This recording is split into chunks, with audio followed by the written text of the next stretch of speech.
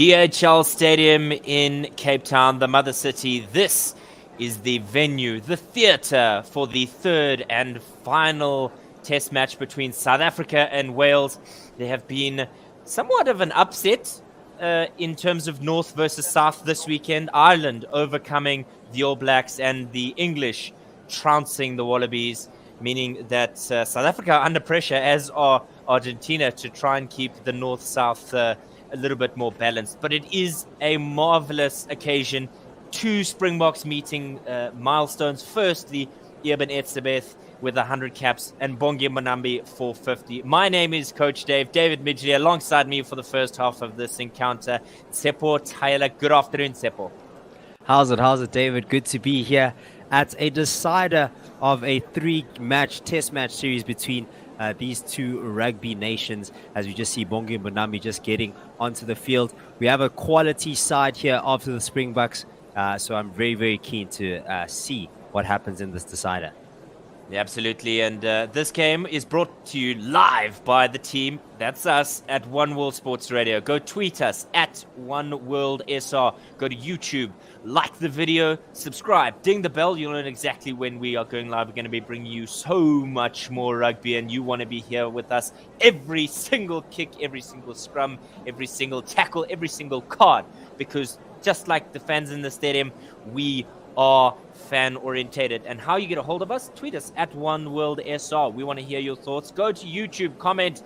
We want to hear your thoughts. Can South Africa win this game? Can they overturn the North hammerings that they've been handing out? Or will it be Welsh glory, and will the Northern Hemisphere continue to dominate in this North-South encounter?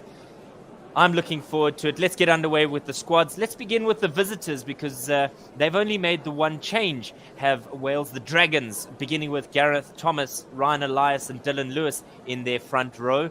Will Rowlands and Adam Beard are your lock pairing. Dan Lydiat, the Ospreys man, is your flanker, and his partner on the other end, just earning his second cap, is Tommy Ruffell. He plays for Leicester Tigers. Toby Falatau, Cardiff Rugby's 91st cap, coming into this game. He earns his 92nd. Kieran Hardy and Dan Bigger are your halfback pairing. Josh Adams is the change on the bench, coming in because there was some changes on the bench, and we'll tell you those a little bit later. Nick Tompkins and George North are your centre pairing. Lusri Samet is your number 14 right wing, and Liam Williams on the back. For the bench, it's Stewie Lake, Wyn Jones, Sam Wainwright, the legend himself, the most capped international rugby player ever, Alan Wyn Jones, 153 caps today. Josh Navidi is at number 20, Thomas Williams at number 21, and your final two are Gareth Anscombe and Owen Watkin. It's going to be an interesting encounter for us today. Tsepo, take us through those that Bok 23. Oh, don't mind if I do. Lots of the South African fans from the World Cup will be familiar with most of the names. Trevor Nyakani, Bongi Mbonambi, and Frans Malherbe on the front three, with Eben Etzebeth and Loot de Jager at 4 and 5. Siya Kolisi captaining the team once again. He is at number 6. Pieter Steph du Toit and Jasper Wiese are at 7 and 8. And then in the back line, we have Jaden Hendrikse, who is probably the least capped player in this starting 15. Andrei Pollard, with his 61 caps. Apilele Fasi is here as well. Damian Dialende and Lucanio Am in the centers. Cheslin Colby is the wing on the other side, and Damian Willemse gets his 18th cap here. And for the replacements, we have the bomb squad: Malcolm Marks, Stephen Kurtzhoff, Vincent Koch, the front three. Franco Mostert is even in the mix with Kwagga Smith, the former Sevens player. Ulrich Lowe from the Blue Bulls is uncapped. He's making his debut on the bench. We have Faf de Klerk, who's also on the bench, and Willie Leroux, just to add a little bit of experience there in jersey number 23.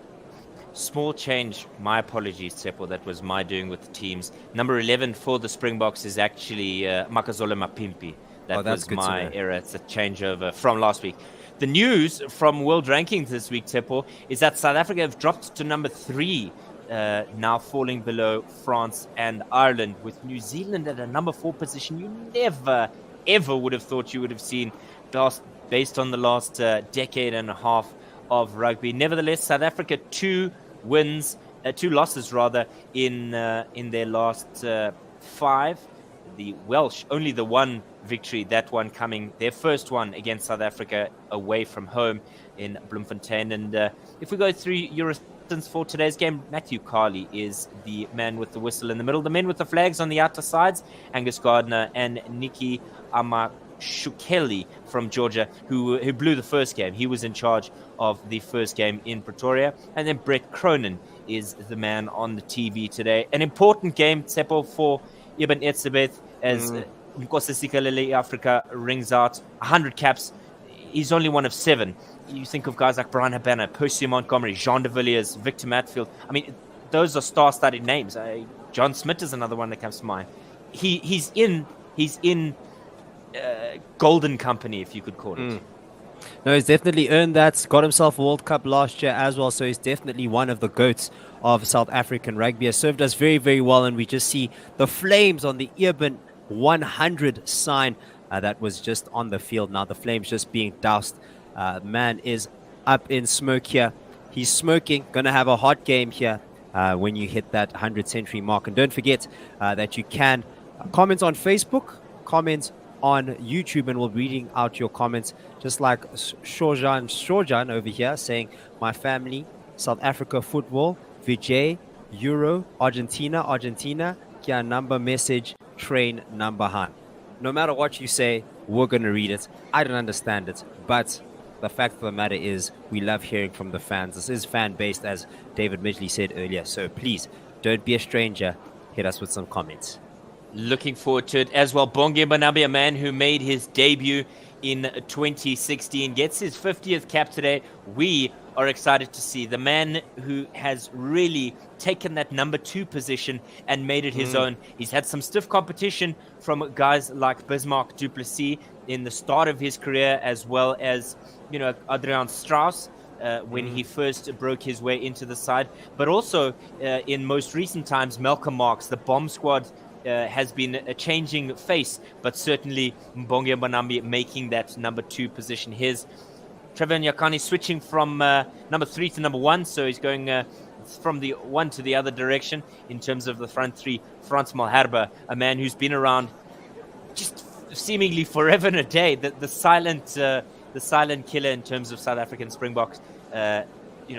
Hard work rate from him as well. So good to see that front row back in again, and the leadership from everybody will be crucial here. The Boks are going to kick off. They're going to kick off left to right. Andrei Pollard with the ball in hand. There's a person in red on the far side of the Springboks, maybe just one of the coaches just giving some last-minute tape or some water before they get us underway. Right, Andrei Pollard high into the air, a deep kick to the near side of the park, inside the 22. Great catch in the end there by Toby Falatau, and immediately takes it into contact about 5 meters short of his own 22. He's going to have a lot of hard work to do. There's still a little bit of smoke on the field, which presumably is coming from that Urban 100 sign. Ball high into the air from Kieran Hardy. It's an opportunity for Hendricks to catch. Peter Steff tries to catch it, but in the end, it is comfortably taken by Tommy Reffel, who is now just over his own 22. The ball is taken into contact as they move infield with the men in red playing from right to left. Everybody's in the traditional colors. No changes in terms of kits for this week.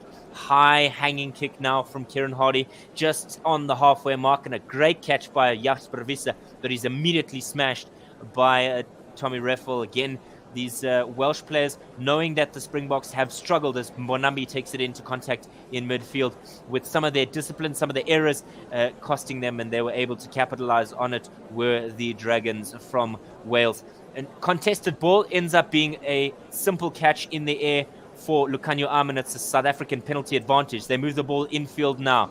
Cross kick now from Damian Willemse, maybe hoping to put the Welsh under pressure inside their own 22, but it looks like it'll go harmless over the goal line. It does. It's now in the in-goal area, and Dan Bigger can only just tap it down with his foot. So comfortable there for the Welsh, but it's been an interesting, enterprising, and enthralling first 90 seconds of this game, Tsepo Taylor. Both sides are going to leave it all on the park today.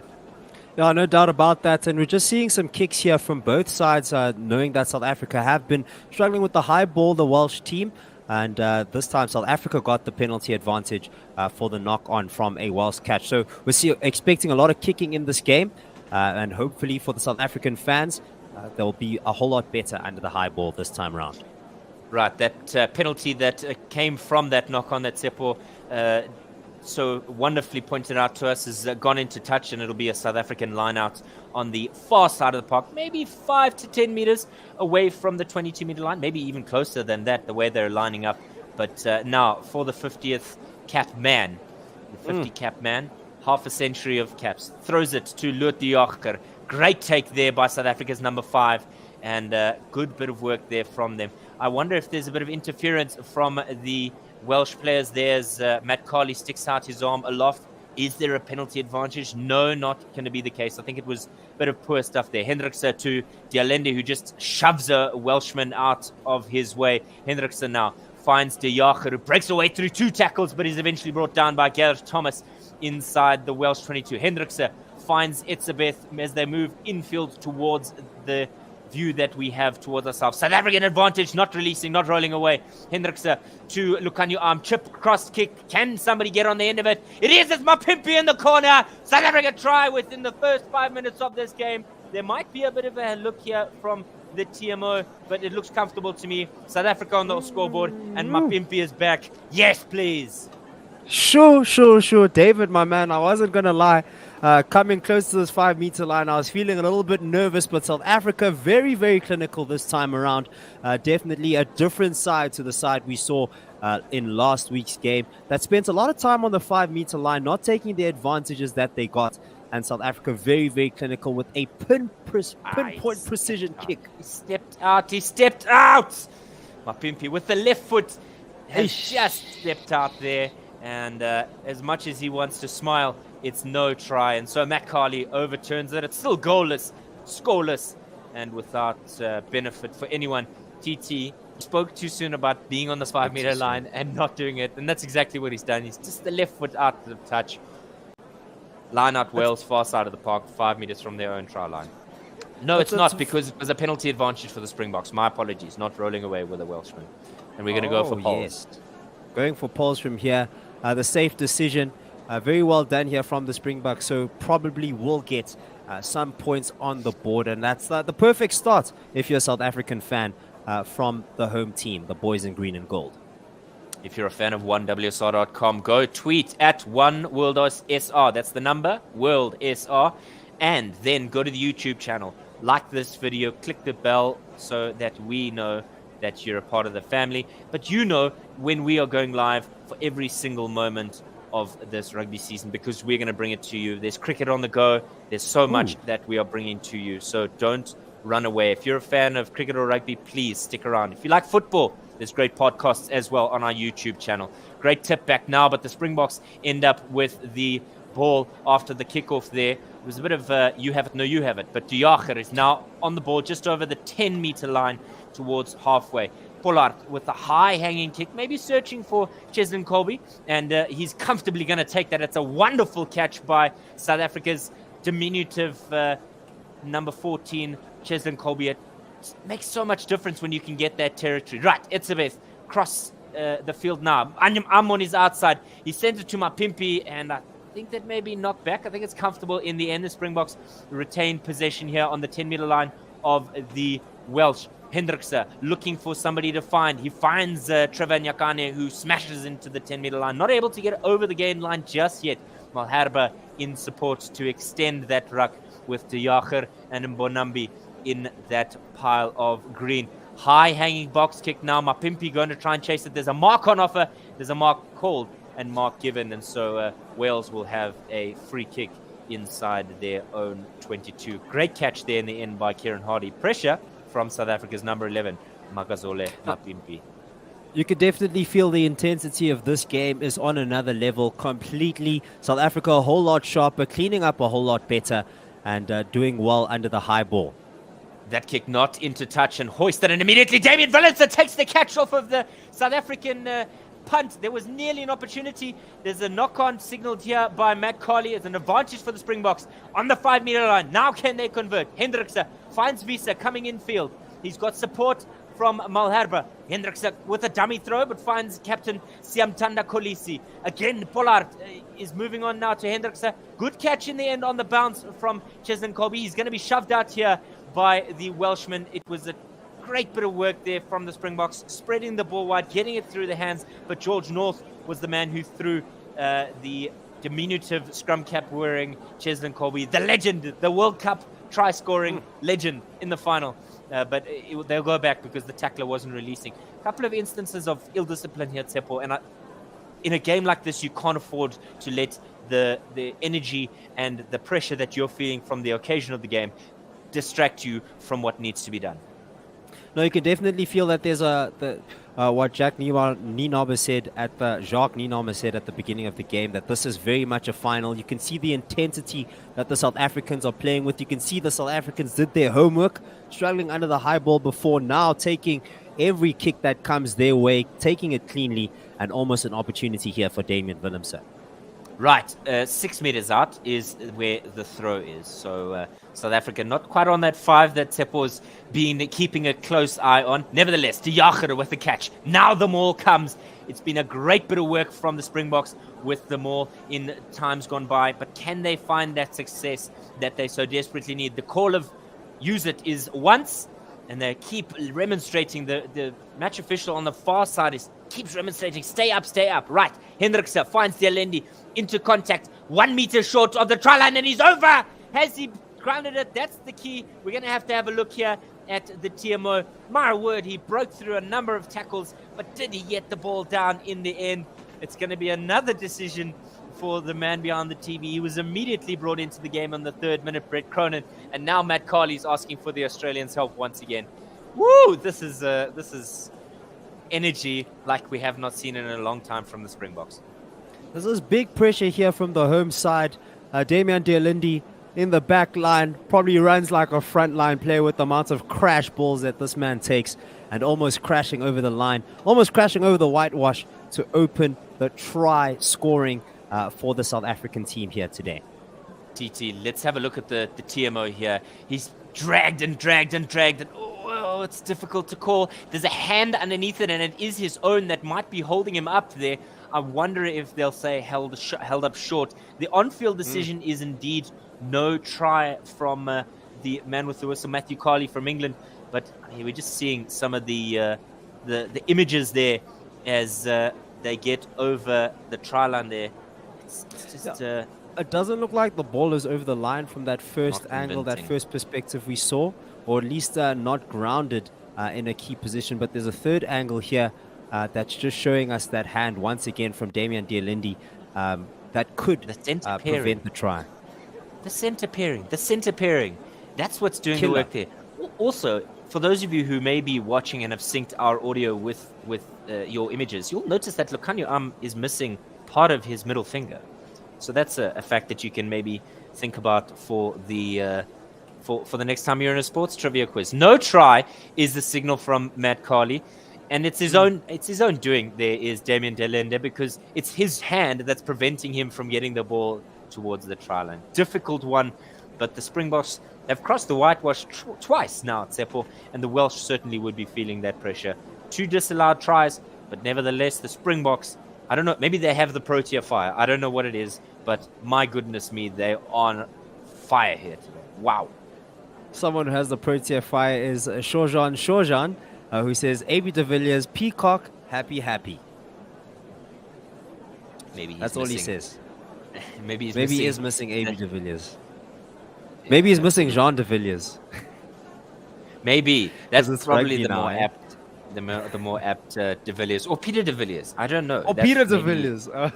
Good old, yeah. Right, scrum time. 5 meters out. The Springboks will have the feed here. Hendrikse with an experienced pack to guide and direct. Can the Springboks hammer the Welsh here? They've put some pressure on them with the mauls early on here. The scrum, little bit of a pop now. And referee is saying, take it again, fellas. He's not happy with how that binding took place. It was a massive scrum by Trevor Nyakane. to put pressure on Dylan Lewis. And that's exactly what you want. If your packs are under pressure, the last thing you want as a Welsh fan is to have another scrum. But nevertheless, we are going to have another one because the Springboks are like a maniacal cartoon villain rubbing their hands with glee saying excellent, because this is exactly what they want. They want it again. Once you have that momentum at scrum time, you want to turn that screw ever so tighter. Here we go. Crouch, bind, and then set is the call from Matt Colley. No controversy here because the man with the whistle is English. The South Africans now driving hard. Visa pops away from the back of the scrum. He's immediately driven back by Kieran Hardy of all people. Good bit of work. South Africa have the penalty advantage. Hendrikse to Peter Steph du Toit, who's brought down 2 meters shy of the try line. Hendrikse now finds Mbonambi in his 50th game. Can he get close? Oh, he certainly will. But he's going to be held up again 2 meters short. Visa trying for a second crack, but he's found a wall of red. It's South Africa now being pushed back, but they still have the ball to the right side of the right-hand upright. He's going to go to the far side, left-hand side. Dummy throw. There's an attempted chip through, and it's just gone sideways for the Springboks. Attempted like grubber from Andrei Pollard to find Dialendi on the other end. He doesn't manage to, and they'll go back for the penalty advantage 5 meters out. Is Jaden Hendrikse going to tip and run? He did certainly think about it, but in the end, walking away from the ball.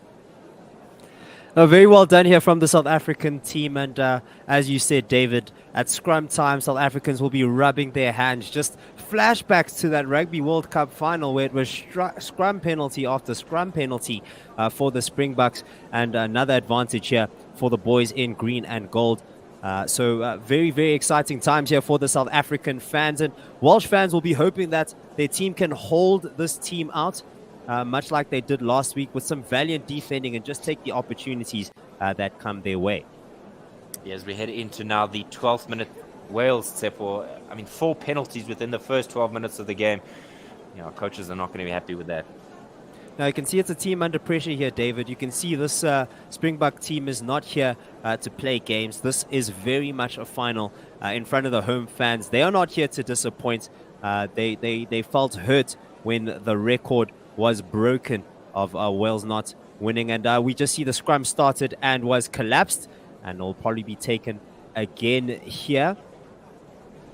Yeah, I think GT, as you guide us through the next 9 or so minutes, that they are struggling, I think, with a little bit of the footing. Cape Town this time of year is a lot wetter than Bloemfontein and Pretoria that we have been to for the previous games.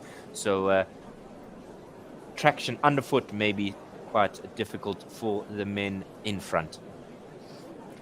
Definitely, but once again, scrum time about to get going here for these two sides, just on the 5 meter line on the one side of the post, on the right hand side if you're from the back, and the scrum gets going and picked up here by the scrum half of Wales, but a penalty given against Wales. It looks like it was for collapsing the scrum. Just correct me if I'm wrong there, David. Yeah, but great scrum here. Illegal scrummaging by the Springboks. Yeah. Illegal scrummaging is the call. And once again, a scrum penalty for the Springboks.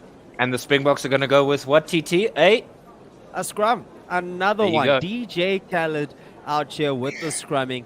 South Africa really know their strength here. Just trying to break down the Wales defense here with pure physicality. And this is very much textbook Springbok rugby here, using our big boys to just batter down the opponents. And we still have an entire bomb squad here to have a fresh scrum line for the second half. So, yes, it's going to be quite an interesting fixture, this one. Good stuff by the Springboks. Can they make the advantage count? Hendrikse now on the ball. He rolls it into the scrum. Great scrummage here from South Africa, really pushing Wales back. Could almost scrum all the way to the line. And yet again, another penalty. And a quick take here for Hendrikse, trying to just sneak it over the line quickly as a ruck forms just in front of the try line. Peter Steph du Toit keen to power it over the line, gets a little bit closer. And now it's Eben Etzebeth or Lut de Jager, didn't see the number. But once again, closer and closer to the try line, right under the poles now. Very, very close. Hendrikse on the ball, pops it now to Jasper Visser. just on the line. Peter Steph du Toit. South Africans looking like they're trying to power this ball over the line. Face number 5, and it's Andrei Pollard. No. Yes, Andrei Pollard, who scores the try here. He's the one that gets the breakthrough, and South Africa with the first try of the match after endless amounts of pressure eventually breakthrough for the 5 points. Yeah, it's difficult work trying to defend on your 5-meter line as you're stretched further and further, contact after contact, and the hard work being done there as Andrei Pollard scores his 7th international try and makes it easy for himself by giving a good conversion or a simpler conversion. It was a forward after forward after forward, and in the moment that they tried to break through with a back, he was able to squeeze between Dan Lydiot and looked like Kieran Hardy maybe, but not able to come right in the end. It was Ryan Elias rather, and the work being done, absolutely incredible. Great stuff from the box. South Africa doing very well just to thin the Welsh defense as they moved it closer and closer towards the touchline. And Andrei Pollard doing well just to find the gap between two players, coming in with ferocious pace. And once again, the South African backline players, your Pollards, your Damian Dialindes, doing very, very well with the physical side of this game. It's Pollard setting up for the conversion here. Takes a deep breath, and you can feel the hush in the DHL Cape Town Stadium as South Africa's fly half goes for the conversion. It's a very good kick, curving it inwards from the right-hand side towards the middle, and a very, very clean, clinical, textbook conversion from Andrei Pollard. Yeah, what do you expect from a fly half who has the opportunity to score? He's not going to give himself a rough one right in the corner. He'd rather take the opportunity to dominate and score right where he needed to be. South Africa doing well for that try, converting at the 5-meter line. As we see one of the Welsh players probably going for a concussion test. Looks like just holding a cotton swab or some sort of tissue or a gauze just to prevent the blood from running out. Number 19, Alan Wynne-Jones comes onto the field as Dan Lydiot? Yeah, Dan Lydiot. Dan Lydiot, the number 6, goes off. Alan Wynne-Jones adding another cap to his extensive cap collection here in international rugby. 153 Tsepo Taylor. I mean, that's massive. This man is endless. He's an endless Wynne-Jones, and there's another Wynne-Jones here, so the legacy continues here with yet another one on the bench, number 17. The other Wynne-Jones is a first name Wynne. His name is Wynne, and then his surname is Jones. Either way, we'll never forget. We're going to see if Wales will win. That's yet to be seen. David, you're going to make me leave the stream. You're going to make me leave the stream as don't. Dan Bigger gets us going with a deep kick to the far side in the corner just by South Africa's 22. It looks like it was Jasper Visser who picked up the ball, powered through just over the 22 line. And looks like South Africa setting up for a box kick here. Hendrickse does exactly that. It's skied for some time. Welsh player George North under it takes a very, very good catch. And a little bit of territory gain for the South Africans, but the possession lost as Wales on the ball to their number 7, Tommy Reffel. Get the ball going again, a little bit closer to the center at the 50-meter line. A good push here from Alan Wynne-Jones into the field now. Good movement off the ball and finding the gap, the number 12 center. But then just a wayward pass backward into no man's land. A scramble for the ball, and it looks like it is Josh Adams who's on the ball here as Wales do well to save that possession. Working it down the line here. Finally to the 13 in the center and running down the touchline. Did very, very well there to gain some yardage, and Wales moving with some quick ball. One that just fell short of Ryan Elias, but still Wales have possession. This time it's George North on the wing. Does a little step. Does well Bongi Mbonambi to stop the running winger as Wales continue now within the South African 2022.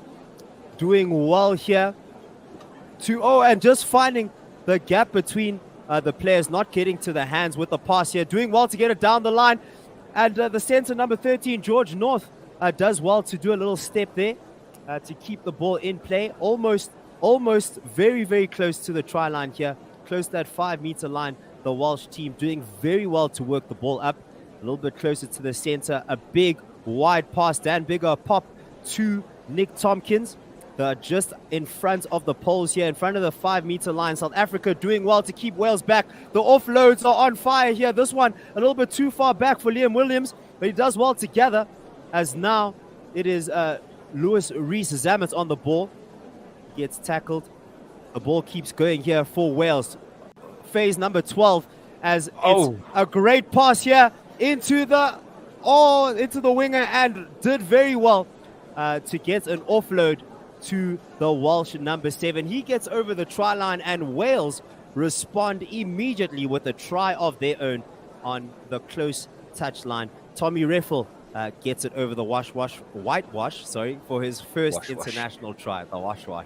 What if the painted lines are sponsored by like Omo or something? My goodness, it was a massive smash tackle in midfield by Siamtanda Kolisi. But the hard work, as Tsepo pointed out, was George North sprinting from end to end, and a great bit of hands there. The Springboks outnumbered, a cut inside. Peter Steph du Toit trying to commit to the man out on the wide, Liam Williams, but it was an easy offload there for Reffel to pick up another try. Wales responding, and the Springboks now under pressure because they have to have an answer for this Welsh side. They were playing speedy rugby there. They were doing exactly what the coach would have asked, and now can Bigger convert here to get the Welsh back within 3.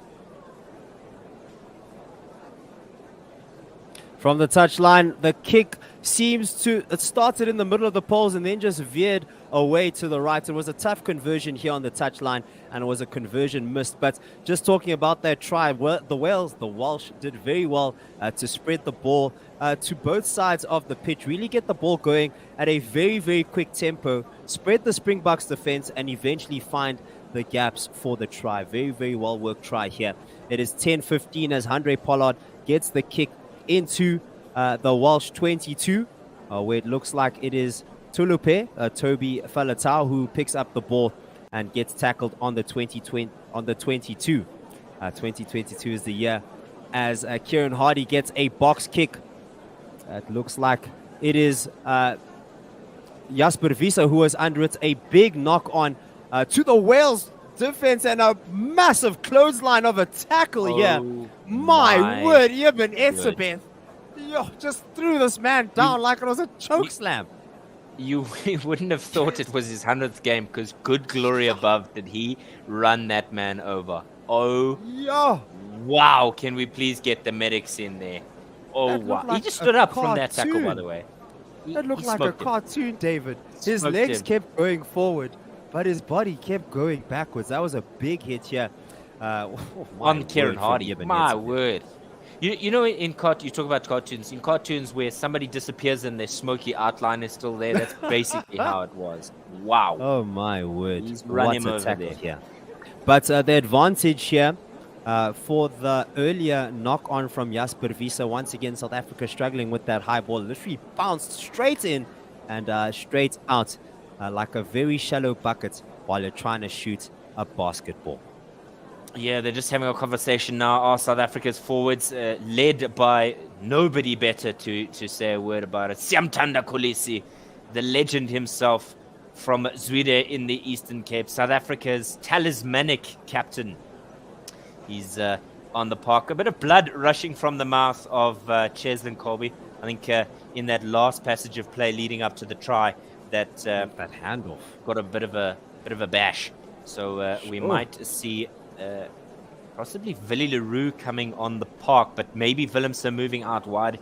We'll have to wait and see where he's going to fit in. I don't imagine with the 6-2 split that the Springboks do have on the bench in terms of forwards to backs ratio, that they have enough coverage. I wonder, because the balance of these things is such a difficult one.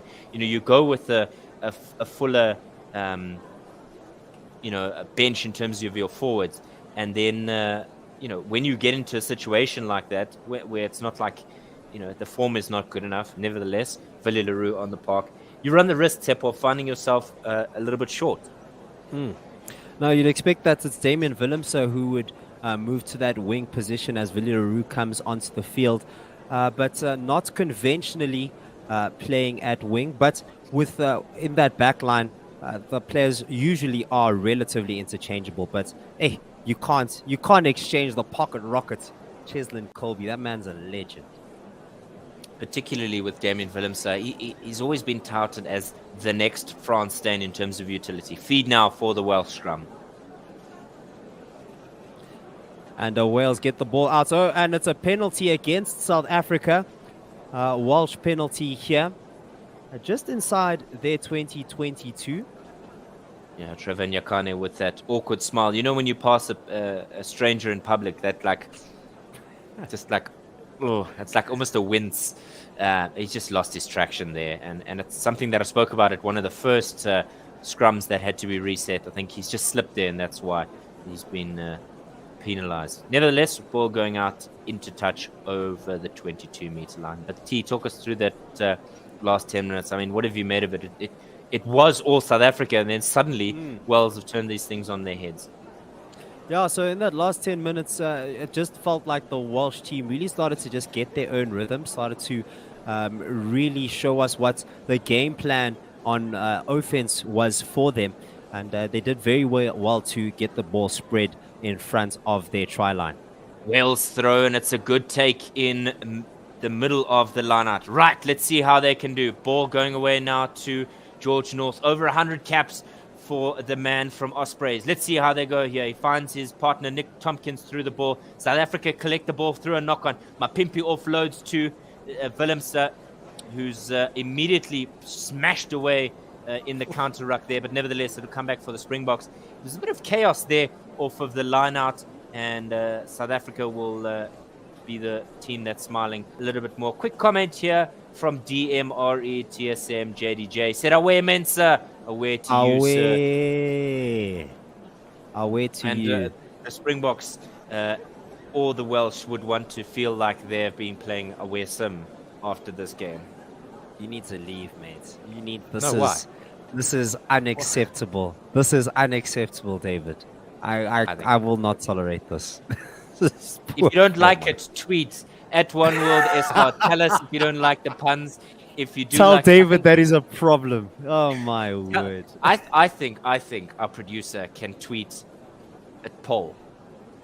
Tell us puns, yes or no, on commentary, because I think it's mandatory. I think it's good. I'm literally going to find that poll.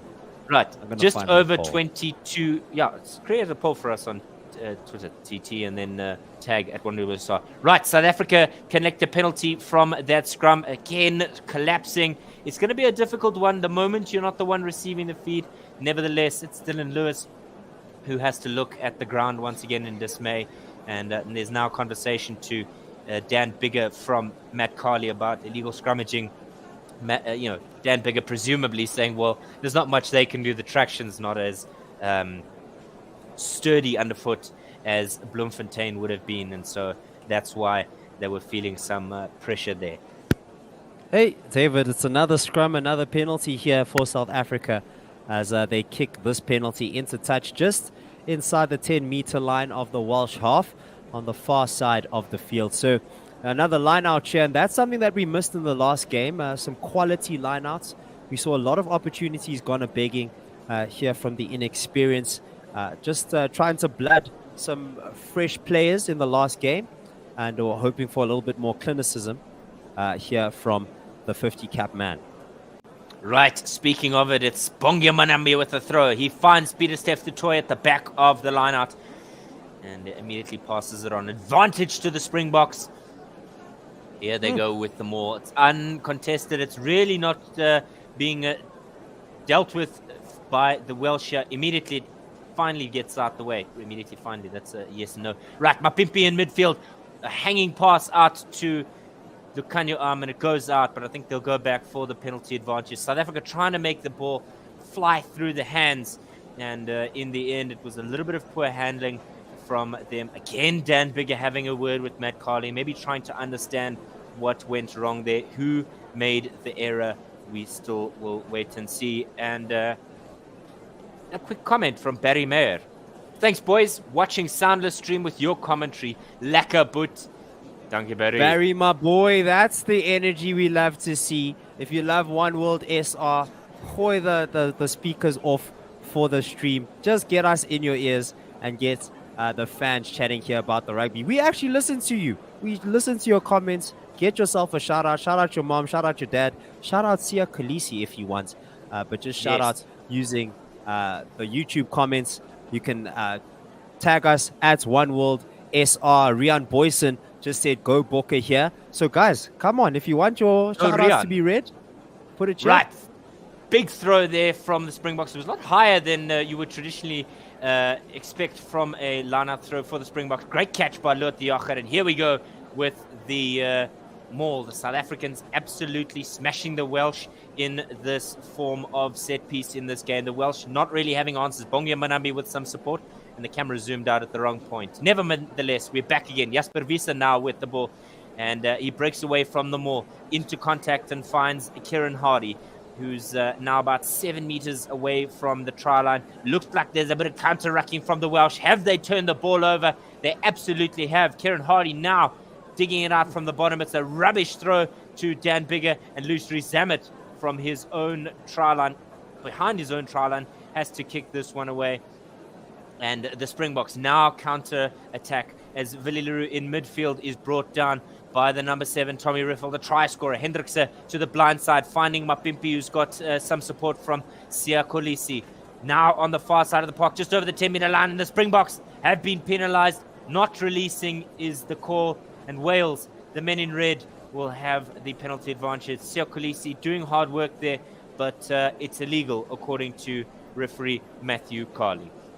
And survival here from the Welsh rugby team, doing very, very well to turn that ball over in their own 5-meter line. And we just have a quick comment here from Rian Boyson saying, Alipat van Vietnam, shout out my boy all the way there. So yes, if you can't watch the stream where you are, maybe you can listen. There's a elbow cough here from Koen Steyn. Thank you for listening. And once again, Barry Mayer says, get a brandy there, but come try for a dop. You know what? Try for a dop. So he says he's going to drink from his dop every time South Africa score. May they score many. Oh, may they score many. May you be a happy, happy, non-sober man after this game. May the Springboks come out with the win. Yes, we are that biased. I don't know if you can see the Springbok jersey. We don't hide it here. Ons bloed is groen. Is groen. Green. And just a quick chat about the attendance here. 50,977 are packed into the cake tin that is the DHL stadium in Cape Town. Just some medical attention to the Welsh. That's why we are not calling the game. Just so that you don't feel like, we're just having a chat and a care here. But no, we are with you. Gail Price saying, Gail and Peter here from South Wales. Loving your commentary. Come on, Wales. Hello, Gail. Hello, Peter. Hi. I want to love know, hearing Gail from you Peter, guys. Yes. Are you guys from that super long that super long town? Anyway, Rian Boyson says groen and goud alipat. Nice job, guys. Keep on talking. Well, thank you, Rian Boyson. And, you guys are the superstars. In the comments, you guys are the superstars. Keep it coming. Yes. We love hearing from you here. Absolutely. So it's all about the fans. Right. Nevertheless, the penalty for the Welsh has been kicked into touch. It's between the 10-meter line and the 22, and they will have their own feed. Far side of the park. Remember, the Welsh are playing right to left, the box left to right. It is a capacity stadium here in Cape Town. Glorious rugby. Right, Ellen Wynne-Jones with the catch, and the ball goes through the hands, finding men on the inside, but not much support in terms of ruck time. Nevertheless, Wales retaining the ball. Cut inside from Dan Bigger. He finds a massive tackle from Bongi Mbonambi. Hard bit of work here for the Welsh to try and get something in terms of forward momentum. Kieran Hardy through to Tompkins finding George North out to a massive smash on Liam Williams. My word. TT, that's the third huge tackle. That is massive. He's run him over with 10 buses there. Wow. My goodness, the inertia from this tackle, literally getting the ball to go behind its target and out into touch. That is the power and ferocity that we're seeing here from the Springboks. You can see the hunger from Damian Willemse, and you can see the comment here from Barry Mayer saying there's no sound on that stream, but try this link. Don't click the link. Lots of bad ads. Just watch the commentary of our boys over here, and you're our boy Barry Mayer. Much love to you. Absolutely right. Feed for the Springboks, and all coming now. The call of use it has been once. He's making his way. Is Bongi Manambi. He's been egged on rather by Eben Smith. This one is hung high in the air off the back of that one by Hendricks. Immediately Rugby Zamet is swarmed by Mapimpi and Damian Willemse, but Wales retain the possession. Bit of work there in the scrum half position from the number 1 himself, but nevertheless they're having to keep possession. Gareth Tompkins there stepping in for Kieran Hardy, but it is the aforementioned Kieran Hardy who's now waiting at the back. Box kick off the back of that ruck. Who is going to take it? It looks like Andrei Pollard who tries to get it. It's a 50-50 and nobody seems to have knocked it on, but the Welsh come out with it at the end of that. Oh, nearly a dropped pass there from the men in red in midfield. There's a lot of hard work being done here by the Springboks to try and shut it down. Rush defense, chip and go from Dan Bigger. He's trying to find some vacant land there behind the Springbok line. Nevertheless, Willie Leroux collects and kicks it from inside his own 22 out over the far touchline, over halfway. And the Springboks at the half-hour mark still lead 10 points to 5. Some good rugby here from both teams. Great box kicking from both sides. Hendrickson did well. He was literally on the touchline, got that box kick going, and you could see Makazole Mapimpi just sprinting around with an overlapping run to catch the man that would have received the ball there. And also a very good box kick, or a very good kick here from Dan Bigger to just put the South Africans under pressure, force Villaroo to kick it into touch. So very, very well done from both sides. We're seeing a much better rugby game if you're a neutral fan from the one that we saw last week. So I'm sure both supporters, South African, Welsh, and even the neutrals will be enjoying watching this game. Right, just a stoppage in play now as Trevor Nyakane gets some support with his ankle. But we want you to support us. We are on Patreon as well, 1WSR.com. If you want to hear more of us, go there, click on the links and follow the prompts there. We appreciate every single cent of support that you can give to the team here at One World Sports Radio. We bring you football podcasts, we bring you rugby commentary, we bring you cricket commentary, cricket podcasts. We just love sport, and so we want to do more of it with 1WSR. 32nd minute, here we go. Good take in the air from Adam Beard as the ball goes through the hands now. Watkins to George North. Rugby Zamet cutting infield, trying to pierce the gap between the Springboks, and he does as that one goes out on the near touchline between Willie Leroux and the number 15 himself, Damian Willemse, who's now had to switch around due to the injury to Cheslin Colby. Tsepo, take us to halftime, my brother. Take us to the promised land. I shall take us to halftime, but not before I tell you about the tweet that was put out, the poll. It's asked, should David Midgley stop the puns on One World SR Rugby? And the one vote says puns alipat for David Midgley. South Africa Springboks get the ball going from the back of their 2022. Looks like they're setting up for a box kick here. Hendricks setting up under it. And this box kick going towards the 50-meter line and into touch, but it will still be in the South African half. Oh, but there's a penalty against the Springboks. A pushing gesture like made here. Offside. Yeah, some offsides possibly against Pieter Steph du Toit. And Dan Bigger is literally right under the poles here. An unnecessary penalty given away here by the Springboks to bring the Welsh team back into this game towards the end of this first half. And yes, it's like a bit of obstruction. That's what it was. Yeah, obstruction. Pieter Steph du Toit and Alan Wynne Jones. Yeah. So TT, please tell us that town's name. Give us a go here. Oh, okay. It's is for Pelican Clegoni and Gogok. I know Gogok. I know that one. Lalpunwich for short. Lapwich. Thanks for doing your job. Thank you, Gail. Thank you. Thank Good you. to have How did you Welsh, spell that? Is that on autocorrect? As Dan Bigger slots this one right over the poles rather, to give the Welsh team 3 points. The score now 10-8 here for the South African home side. The Welsh doing very well to get themselves back into this game. Just 2 points away. Had Dan Bigger converted, scores would have been level. It was quite far out. And Andrei Pollard will kick the ball off. It's a high one, just on the 2022. A great tip back here from, it looks like Makazola Mapimpi, and Bongi Bonambi gets the ball to Trevor Nyakane. And South Africa in the Welsh 2022 doing very well off the kickoff, as Hendrickse gets it to Pieter Steph du Toit on the left-hand side of the post from the South African side. Just inside the 2022, Eben Etzebeth trying to crash through two players and gets taken down nicely.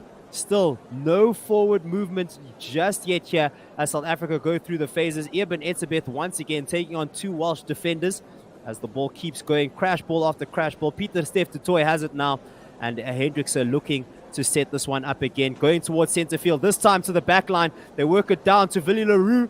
Willie Leroux looking for Lukhanyo on the touchline, and Lukhanyo being taken down on the 2022. South Africa get the ball, working it out all the way to the middle where Pieter Steph du Toit, a lovely tackle here from Gareth Thomas of Wales. Andrei Pollard gets the ball off to Damian Dealinde, who crashes the ball over the 22. South Africa going backwards a little bit. Quick hands here from Willie Leroux. Makazola Mapimpi takes a crash ball into the player on the touchline, and it's Damian or Jasper Wiese who's on the ball here. A quick turnover, great tackle here from Wales to get the ball loose against the South Africans, and they have the possession. And it looks like there's a stoppage in play. That's why the referee stopped it. It looked very dangerous, and they are going to get the medics on the park here. Just saying to the medic that I think somebody's taken a knock to the noggin, and which means almost guaranteed to be an HIA or a head injury assessment. Jaden Hendrickse, it's a bit of a fumble there from South Africa's scrum half. He's been under pressure, and it was Mapimpi knocking heads with Nick Tompkins there, and that's why the referee has stopped things. It's dangerous when players collide like that. Jaden Hendrickse, Tsepo, trying to fight to keep guys like Herschel Yankees as well as Faf de Klerk out of that number 9 jersey. He wants it, but he's got to perform. And remember, he scored, if I'm not mistaken, twice in his debut against Australia last year, and so that's why he finds himself in the mix. But he's got to make sure that he's consistent and not making those kind of errors. You know, one error can make the difference between starting and coming on off the bench. Nevertheless, Faf de Klerk, an experienced campaigner, only 36 caps though, but still, you feel like he's been around the Springbok team for 150. Yeah, and he also plays his rugby. He doesn't play it in South Africa. He plays it in Yokohama now, the Canyon Eagles of Yokohama. Used to play for the Sharks, not the South African Sharks, as Dan Bigger gets the ball into touch on the near side. And we're just getting a replay here of the Makazolo Mapimpi tackle. Looked like he tried to grab the center and then just slipped. Didn't get as much grip as he wanted, and then just a clash of noggins here for the two backline players. Ryan Elias looking for his marked man. Short one. And the Welsh get the ball going here. Very, very well here. Going for the short lineouts. Good work on the tackle here by Siya Kolisi, and trying to just turn over the ball here. Pushing over the line, and a great turnover for South Africa. Doing very well to put the Welsh team under pressure. And they have the ball inside the Welsh half now.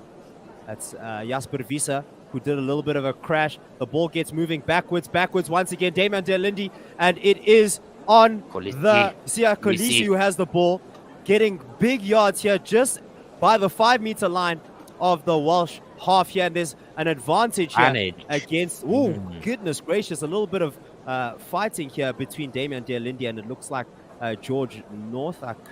I stand to be corrected if that's not the case, but that was while play was still going on. The boys didn't wait for the whistle to blow there, as it looked like a lot of pushing and shoving in the Welsh side. It's probably for an offside. The penalty advantage that South Africa were given.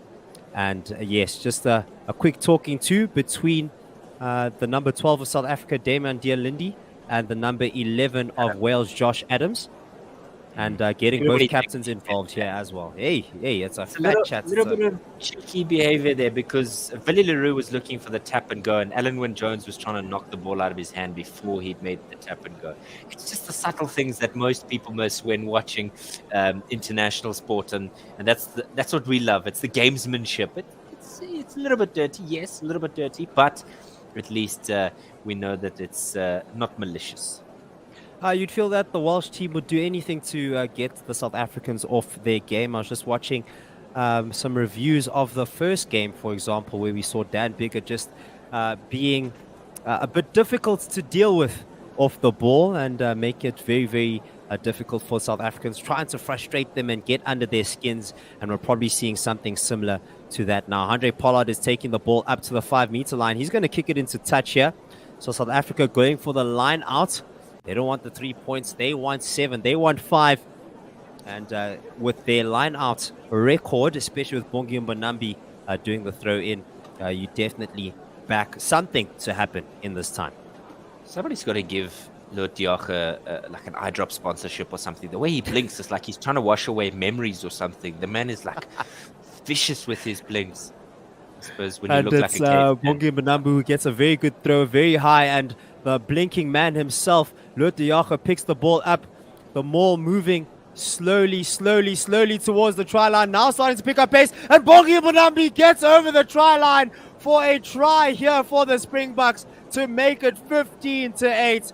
Oh, the man is pumped in his 50th test match. And can you blame him after a try like that? It doesn't get any better than that. He started it off here with the lineouts and he finishes it off with his 11th international try. It was a clinical line-out from the Springboks. Diache with the take, and it was a point of pressure for the Welsh forwards, having been shifted towards the inside of the field. Bongi Mbonambi, all he had to do was peel away right at the last moment and find the try line. He had two backs for company in Josh Adams and Kieran Hardy, and he wasn't going to be stopped on his way through to the try line. 50th cap, it's 11th international try, as you said, Seppo. Difficult conversion here. It's on the near side of the park, and Andrei Pollard has his work cut out for him. Much better goal kicking, I think, in the games since that first one, the second and the third game, because that first one was really a howler. Elton Yankees not performing his best. And Andrei Pollard on the opposite side of the spectrum. A pinpoint kick here, starting in the middle, veering a little bit to the left, but staying within the two poles. A great conversion here from Andrei Pollard, which means South Africa now lead 17-8 in this game, leading by over a score now in the first half. Just 1 minute and 10 seconds left to play as Dan Biggar will get us kicked off from the middle. Just 60 seconds remain before the hooter gets us the signal for halftime.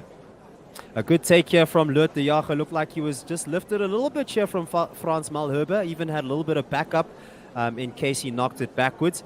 Peter Steph du Toit sets up for the box kick. Make sure his hands are down this time. And great box kick by Hendrikse. And it is George North or Josh Adams coming in from the right-hand side. A great take. And Wales have possession. Looks like it's in the South African half. Oh, a big hit here from, it looks like, Siya Kolisi. Now on the 10-meter line, moving towards the center. And it's the number 4, Will Rowlands, who gets the ball going. A turnover ball, a knock on, and a great take here. Behind the back pass from Damian Willemse to Damian Dearlindi, who grabs the ball to Makazoloma Pimpi. No, sorry, to Lucanio on the who's playing on the wing. Unable to gather. Now, we've been seeing Lucanio here being the last man on the wing. Willemse, I think, went into the center pairing with Dearlindi, and going out to the wing. It so nearly was a Springbok try. Cloud of noggins is what Craig Watt has to say. Wonderful commentary Thanks. Thank you, Craig, because we're all about the noggin game. Hashtag noggin game. Make it trend. Noggin game. Noggin game. Don't forget you can tweet us at One World SR. One the number world, the planet SR as in sports radio. The time is red here. 40 minutes are over, but Wales want to take their line out. And South Africa almost getting it, but Wales do well to get it up in the air.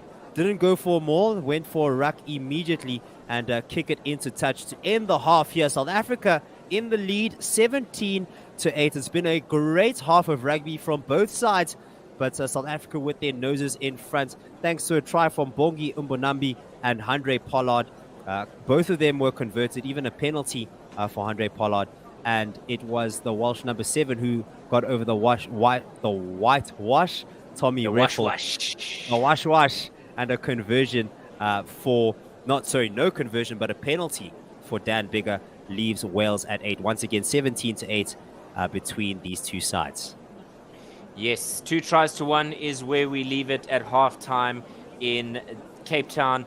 Your second half will be brought to you by Otto Simon and Sasha Doyle. Don't go anywhere. We're going to be bringing you the Full Quota Cricket Podcast, brought to you by Paul Mutlane and Tim Delace. They've got a wonderful guest as they review the women's test game match, the only one that they did have against England, and then a preview into the now completed series, the one-day series between South Africa and England. In that, there's still one more game to go. My sincere apologies. Barry Mayer saying, "Hi boys, let's talk about the historic Irish win in New Zealand on that holiest of grounds in Wellington. Wasn't that just epic?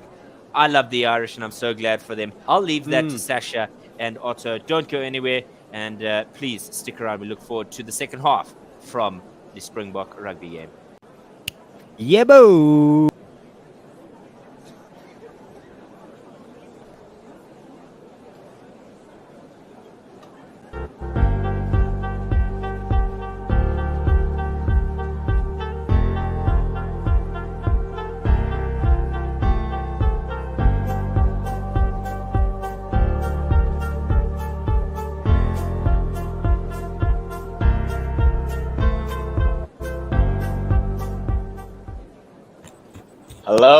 Hello, and welcome to another episode of the Full Quota Podcast. It's a new season. It's a new cricketing season. We're starting a little bit early now because the momentum Proteas are in the UK, and we have to talk about them. Most importantly, there's been so many changes happening in South African cricket, and Tim and I will get to that. But welcome to season 2 of the Full Quota Podcast. Tim, how are you doing? It's good to be back. It's been a tough 8 weeks. I am entirely to blame as to our extended break. If you're looking to change internet providers, think again. Don't name. Make sure you do it. Oh, gosh. It was horrendous. Let's not name and No. No. But it's good to be back. Let's leave it at that. 8 weeks ago, so much cricket has happened. The Momentum Proteas went to the UK. They played in a test match, and they didn't lose a test match. It was the first test match they've played since 2014. And so it was against England, so we know who we call when the Momentum Proteas play England. We've got our friend Melissa to give us a bit of a sense of the test match, as well as the white ball series that's going to be happening soon. So let's bring Melissa on and have the conversation. So hi, Melissa. Hello. It's good to see you guys again. Yeah, no, it's awesome. Likewise. It's awesome, especially because we're talking Test cricket.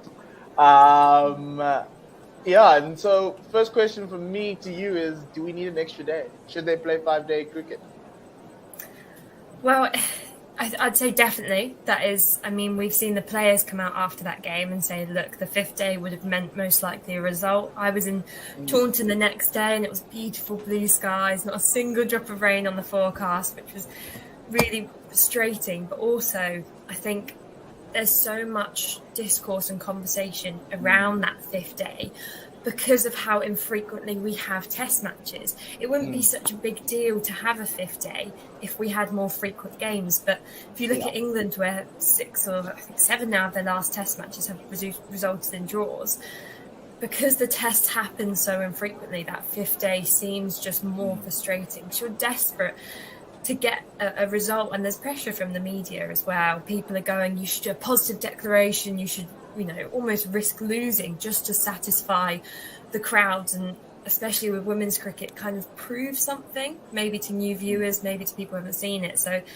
there's a lot of pressure, and there's got to be more, obviously, pushing for more test matches, and then I think almost the fifth day debate can come in. But I think a lot of people would be satisfied with 4-day tests, but just more of them across the year. Yes, so in case people are wondering what we're talking about, the Momentum Proteas played first test match in 8 years. Last time they played was against India in India. And I'll just give a sense. It ended in a draw, but there were some incredible standout performances. Marazan Cup scored 150 in the first innings. Annika Bosch with a really good 30 there. Then Nat Siva in the English first innings just blew the South Africans away with an incredible 169, supported by a returnee, and I'm going to ask Melissa about her, Alice Davidson, which is on 107. And then South Africa batting to save their lives. Dumisi Kukune with probably the best 33 you will ever see in South African cricket. 33 of 134 balls. Marazan Cup 43 or 58 to see off the final day, which had a lot of rain and cloud cover, and we as South Africans, Melissa, were praying for rain. I'm sure you were just hoping that you could get just a little sliver of sunlight. But what a stand from Dumi. Let's talk about the performers. It's from the English, on the English side. Izzy Wong, incredible bowler, got her debut, and she showed the world why she deserved to get a call up a little bit earlier, maybe at the World Cup. Potentially. She's one of those players who just makes things happen. And there was a lot of confusion, actually, when England got onto the pitch bowling to Toomey and I think Lisa at the crease there. When England opened with Siva and they opened with Cross and then they went to Lauren Bell, and you were going, where is Izzy Wong? The rain could be coming at any second on this third day, and you haven't thrown the ball to your most energetic, your fastest bowler. And I think it was a bold call to play her in the test match, because only a week prior, the coach, Knightley, I hope I haven't got that wrong. She was saying that they didn't think Izzy Wong was ready. She had a slight niggle, and they didn't want to risk anything in the test match. But things seem to have changed in a week. She got her call up, and as you said, boy, did she impress. And she's warranted that call up into the white ball stuff. And she's just one of those big players. She really makes things happen. Yes, if you weren't watching the hundreds, then most of you wouldn't have known who she was. She really made a name for herself in this test match alone. Without that exposure in the 100, even when South Africa had that partnership with Marazan Cup and Bosch, she was the one that was rushing those two in their shots. They were having to play their shots a second or two quicker. When they faced Davidson and Bell, they were fine, but they were comfortable. They weren't comfortable against Izzy Wong throughout that entire test match. And I think so it's huge plus for her. Yeah, and I think she made the difference, because we had a lot of rain delays obviously up in the commentary box to have a lot of chat and debate, and one of the big things which came out of it was that South Africa, at moments in the game, especially when Siva and Alice Davidson-Richards were batting, really looked like they were missing Ishmael and Kaka so much that their bowling looked a bit flat at some points. Whilst if you looked at England, there was also that concern that our bowling lineup was going to look like it was missing Brunt and Shrubsole. We had Shrubsole up in the commentary box, tucking into food and having a wonderful time with her feet up, and Catherine Brunt was in the crowd downing pints and singing chants. So there was a bit of worry on our side too, but Izzy Wong, I think, made people just calm down a bit. And actually Lauren Bell as well impressed me a lot. They just made it look like England didn't actually miss Brunt and Shrubsole that much, and I think that kind of was the difference between the two sides, was those players who were able to step up. And not to take anything away from the South African bowlers, I mean, Kat put in a mighty effort across that test match with the bat and the ball, and seeing her walk off after that fielding innings, she looked like a broken woman. But even, as you say, Annika Bosch, those 3 wickets were vital in England's batting innings. I mean, dismissing Lamb, Beaumont and Dunkley in quick succession, she was the breakthrough. And another bowler who I think didn't quite get the rewards, but considering the pure amount she bowled, was de Klerk. She bowled 28 overs across the game, and she may not have got the wickets or looked too attacking at points, but she just kept going and kept working. And I think that was one thing which Lee's said at the beginning of the test match, was we don't play test cricket that much, so we're just going to go in there, throw our hearts into it entirely. And I think the South African bowlers did that really well. Yes, and I think there are times in that test match you kind of saw that, that come through in terms of the way in which we're approaching the game, and the lack of 3-day cricket that they play, because we don't play that. And that 3-day match they played before, the week before, was the first time they actually played non-timed cricket at that level. So there's a lot of learning and and we hope that obviously the South Africans, Cricket South Africa, give the ladies a lot more opportunity. Alice Davidson Richards, I think I've said her name. Hopefully I said her name correctly. Yes, her batting with Davidson Richards was insane. Really, really good to come back in. It's because normally what you get is when you're young, get an opportunity like she had, but you can't cement a place on the side and you get sent back. It's really hard to come back in, and it's even harder to come back in a format that nobody plays that often. But she did really well, and give us a little sense of where her future lies and where she's come from, and is she going to be in the white ball stuff? Because I was, well, apart from the fact that she was smiling at everything and every moment, she really is a great cricketer. Yeah, I mean, I absolutely love her. ADR is the name we go for, because it's a bit of a mouthful to keep saying Alice Davidson Richards again and again. So ADR, she's, as you mentioned, she's fantastic. She just loves every second of the game she's playing. And you raise a good point that, especially in, it's a trend I've noticed in England, that you do tend to get called up very early.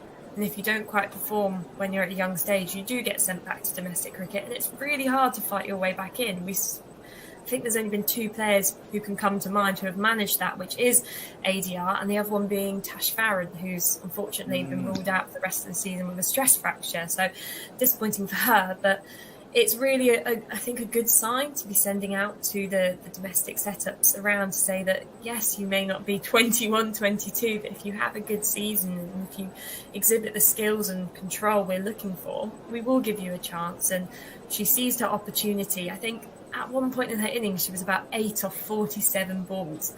And we were up here going, oh my goodness, she's not looking like she can hit the ball off the square. But suddenly, I think when spin came on, especially when Malaba was bowling, she just came into her own a bit more, and we saw her giving herself some room at the crease and using her feet, and that innings just accelerated. She almost beat Nat Siva to 100 in the end, and it was really impressive. And I think obviously her call-up being what she brings with the ball and the bat. She's a good fielder as well. She was jumping in and out of slip and in those close catching positions. And it's also, she's a really mature player for her age. She is one of the senior players for the South East Stars, so that's her domestic setup. Her county's Kent, and I think she's captain there before. She's always been one of the senior players. She's played with Charlotte Edwards, with Susie Bates before at county level, so she's really been around these experienced players. And I mean, as we mentioned, she really sees her opportunity back into the squad, stepped up, and she has been called into the white ball squad resultingly, which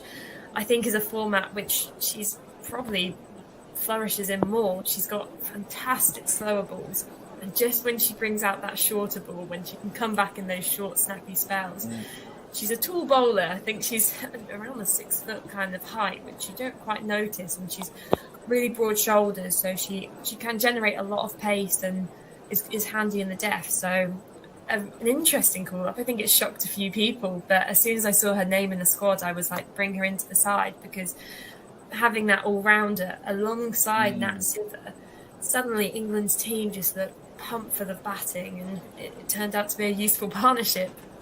And Tim, as Melissa was saying, that English batting lineup was very long, and looking at how South Africa came into that game, obviously the draw is a result we will celebrate, but there were things that we saw that could possibly be improved. What did you see from the side? What did you like? What did you not like from the Momentum Proteas? Well, just on ADR, I think I'm right. I think she was on 9 or 41 balls. When she was in that first sort of hour, I was thinking, get a wicket here, and we're in. We're in. As long as they're good, we've got 5 wickets, we've caused them problems at the top there, get them in. And what we lacked was an Izzy Wong. We lacked Shabmin, as Melissa was saying. We lacked that extra bit of pace, that extra bit of something that just wasn't there to give that little bit more of a surprise to the England batters. So they knew that the short ball wasn't really going to come.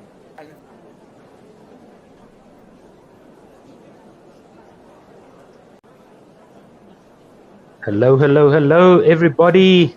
We are back for the start of the second half. We welcome Sasha Doyle, and I'll add Coach Dave to the stream as well, as Wales will kick off from left to right, going high up into the air, into the 22 of the Springboks on the far side of the field, collected there by the Springboks, ruck formed inside the 22 of the Springboks on the far side of the field, 5 meters in from the far sideline. Jasper Visser, it looks like, takes the ball up. We'll let you in on all the changes that happened. And Wales have a penalty inside the 22 of the Springboks, 15 meters in from the far side touchline, just inside, about a meter inside the Springbok 22. Welcome, Sasha.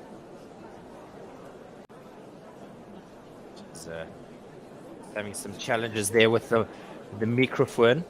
I suppose Nigella Lawson can say microwave, I can say microphone. Nevertheless, opportunity here for the Welsh to get back within 6 of this game.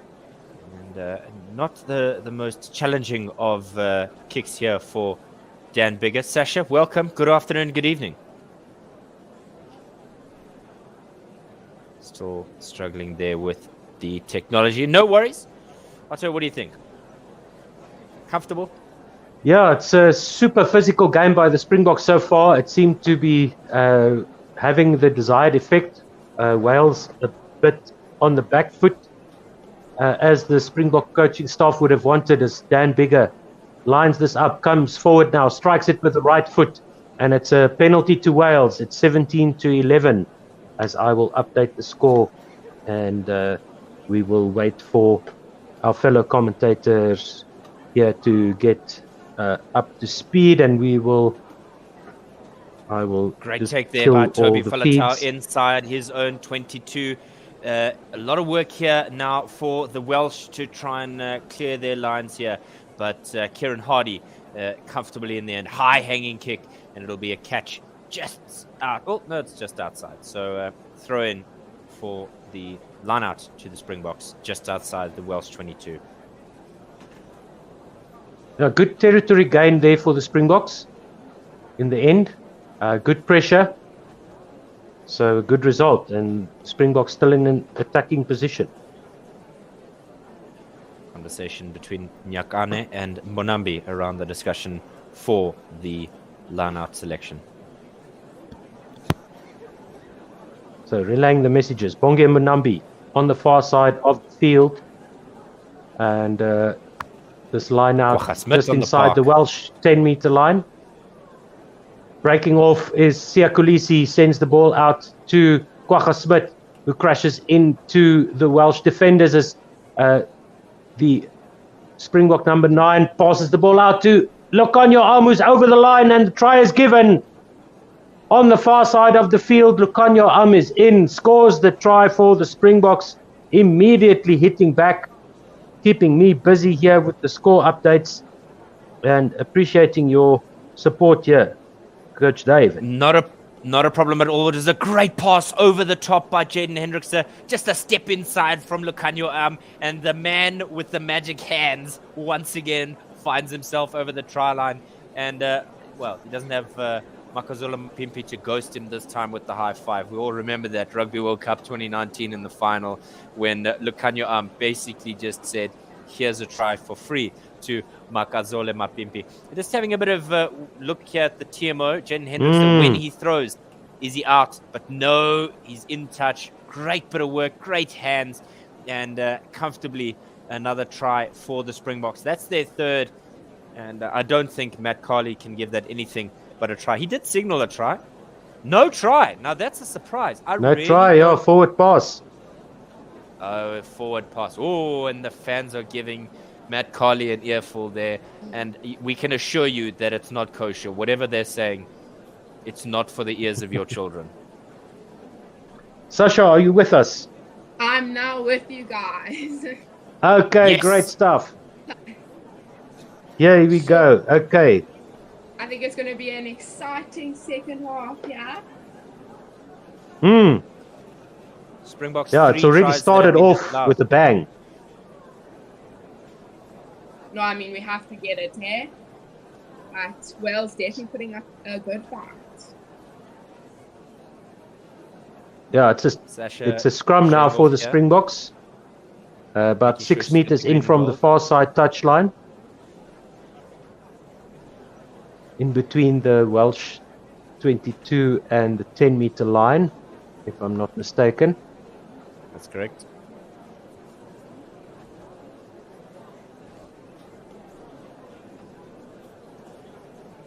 Collapse on the far side.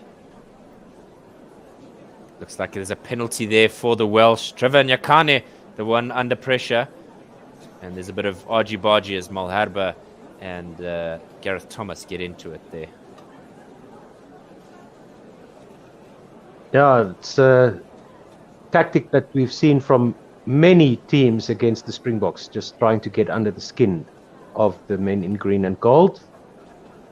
And the referee signaling there that Nyakane went down onto his knee. Scrum penalty to Wales. The kick goes out onto the far side of the field. Wales will have to put into the line out inside their own half, right about on the 10-meter line. We see a replay, yes indeed, Nyakane slipping his bind and going down onto his knees. That means Kitsov makes his way onto the park. Local man. Marks on for Mbonambi. Koch on for Malherbe.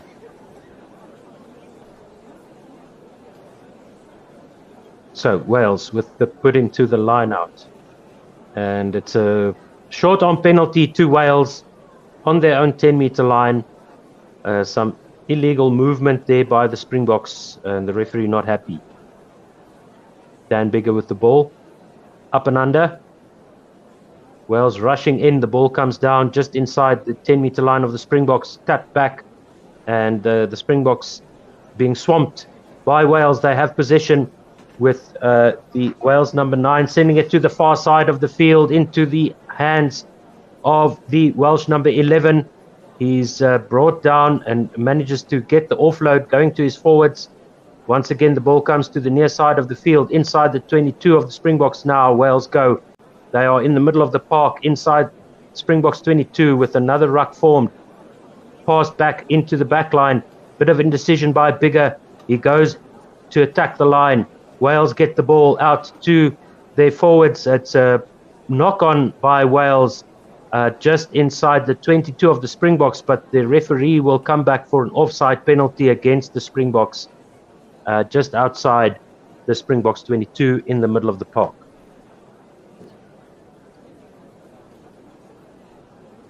A little bit slow there, Sasha, in terms of the Springboks getting back. What have you picked up there? Is it just fatigue or is it a little bit of laziness? I think a little bit of both, actually, but I feel like there's just a bit of weakness with everything, especially going into the tackles. I don't think we are as strong as we have been. But no, I'm sure that the boys have to put it together. Bigger now with an opportunity to get his third goal kick. Now Bigger will line it up. This should be an easy kick for him. Almost in the middle of the park, just to the right of the right-hand upright, as he has neglected all his fidgety movements. Lines it up, looks down and strikes it now. The ball goes sailing through the uprights. Wonderful kick by Dan Bigger, and Wales are within 3 with 47 minutes gone. 47 and a half minutes gone. It's South Africa 17 and Wales 14.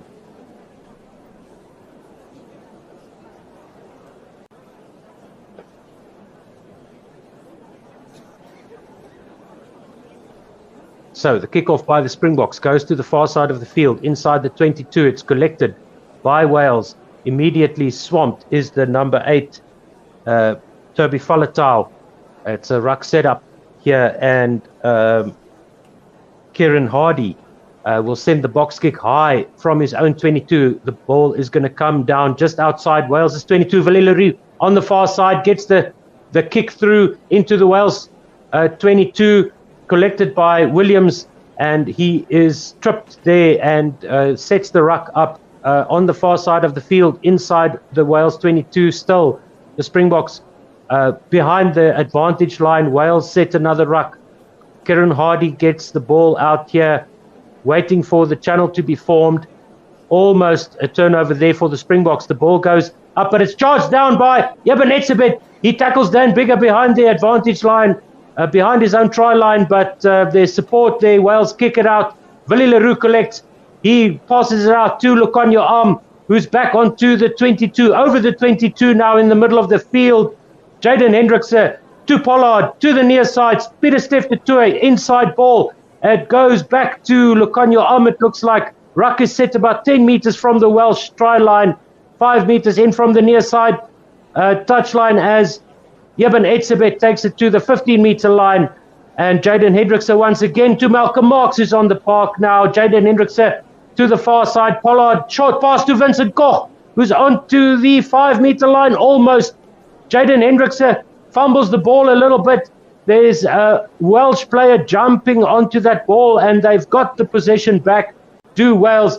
Pass back to the number 12 for Wales. To the far side they go, held up in the tackle by the Springboks. And once again, behind the advantage line, penalty to the Springboks on the far side of the field. 5 meters in from the far side touchline, about 8 meters from the try line of Wales. And that is excellent play by the Springboks. Defense into attack. That so nearly could have been, Sasha, a place in which the Springboks could have thrown away the possession there. And also, though, I mean, Koch almost had a brilliant breakthrough. That could have been a good try. It's a cruel sport, this. If you score, they say, good try. Well done. Yeah, and then you got to hope they get the 2 points after that. Yeah, we'll see a replay here. From Hendrick, huh? Yeah, it looks like there was a deliberate slap down by a Wales defender in the ruck, as Jaden Hendricks had tried to pass the ball to the far side. So we'll see what comes of that. And Damian Willemse is down. Yeah. What a charge down there, and the follow-up tackle. And luckily for Wales, they just managed to get things going there. And there we see that Damian Willemse went into the contact area there and got himself hurt.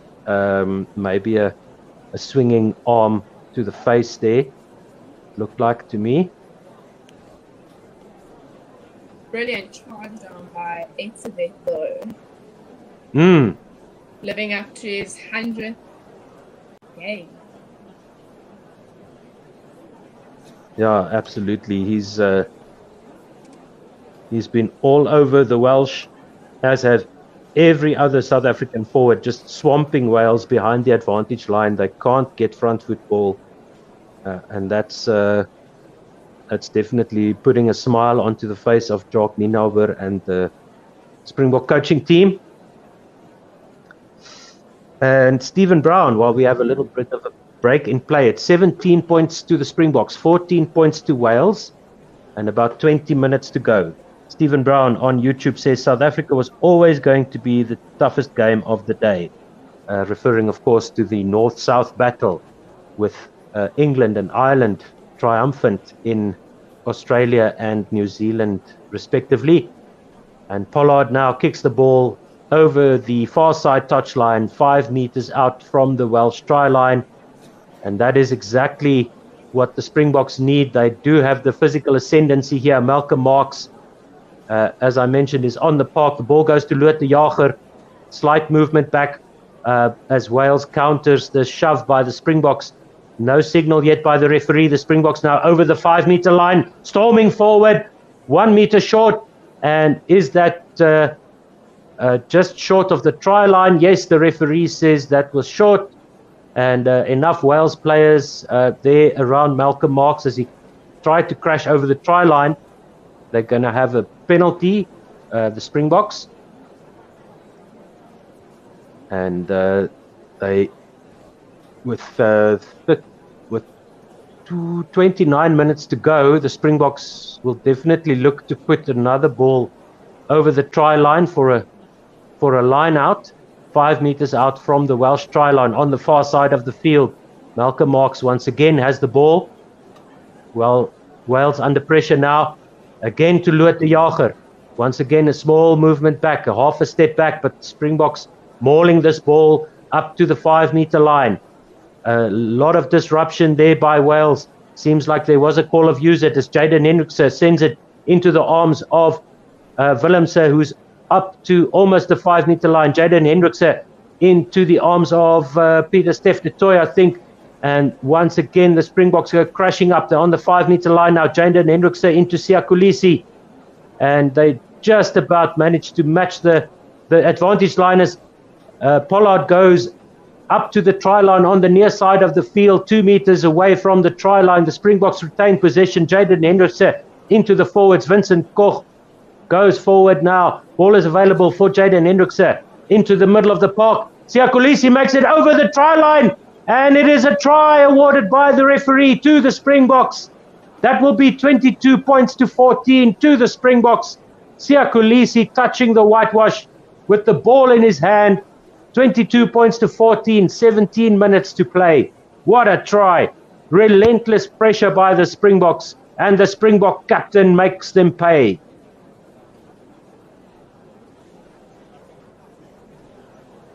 Oh, that was some good work there by the Springboks. No, definitely putting in the hard work. A lot of physicality, I think, taking their time. I think they just need to do that and might go their way today. No, that's a bit of a reprieve for Springbok fans. A lot of relief rippling around South Africa as Andrei Pollard now lining up the conversion. So try by the captain Kolisi. Conversion to come. He was under some pressure from the various pundits in terms of his position in this side. Nevertheless, showing his value here, the skipper. Massive tackles in the first half and now the try. Pollard bombed that kick, another 2 points on the board.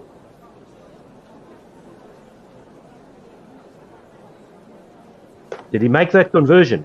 I'm just Yes. checking to see if I can update the score. Yeah, okay, cool. Thank you very much. It's now And 24. thank you, Dave, for hanging around. You got it. Right, Sasha, it's you. Play by play, ball by ball. Give it to Let's us in your do debut it. game. Here we go. Let's do this. Oh, a nice deep kick into the field, collected by Cocker Smith. Oh, and a well shot upon him. And you got Hendrikse getting the ball from the back. Nice little box kick coming up. Getting, not the greatest of kicks, but, hopefully the pressure's off a little bit. Touch.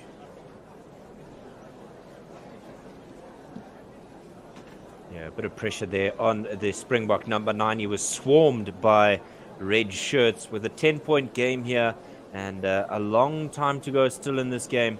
It's going to be interesting to see how the South Africans respond here. The Welsh not emptying their bench yet. South Africa still yet to see somebody like Franco Mortet and Faf de Klerk make his way onto the park. The Welsh having to bring on Alan Wynne-Jones very early in this encounter. Skew throw there by Wales on the far side of the park in an attacking position. Bad mistake there by the replacement hooker, Dewey Lake. Yeah, And Dewey Lake, the referee says, finding no his feet thank in you. international rugby. Yeah, still finding his feet in international rugby. And like Joseph Dweba last week, coming under pressure with those throws. Yeah, this is bad mistakes here for Wales. They are 2 scores behind, 24 points to 14 to the Springboks. 25 minutes to go. Edging up onto 24 minutes to go now. So can Wales get back to within 1 score? Can the We have Springboks? Springbok scrum now. 15 meters in, just outside the Springboks 22. Good position on the field for Wales, turned into a better one for the Springboks to get out of their half. Again, the ref having a talk to the Welsh players. Getting up Yeah, so for- Wales have replaced their entire front row. So it's Dewey Lake, Wyn Jones, and Sam Wainwright into the front row for Wales to see if they can make a difference.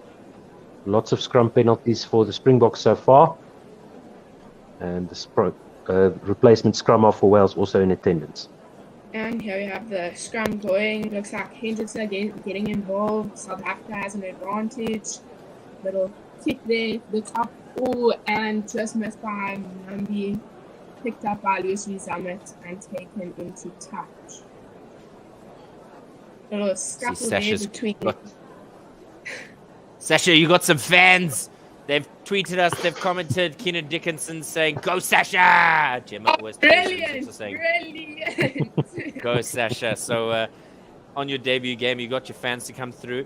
They'll go back for the penalty advantage. So we haven't forgotten about the game. We're just, hunting our commentator here. It looks like Pollard is going to kick for touch. Not a bad kick. Just Yeah, the kick goes over the far side touchline. So the Springboks will set the line out inside the Welsh half, just about on the 10-meter line on the far side of the field, inside the Welsh 10-meter line. So that was a good touch finder there for the Springboks. 22 minutes to go now. 10-point game, 24 points to 14 to the Springboks. Mark's throwing in the line out with a good catch from Etzebeth there.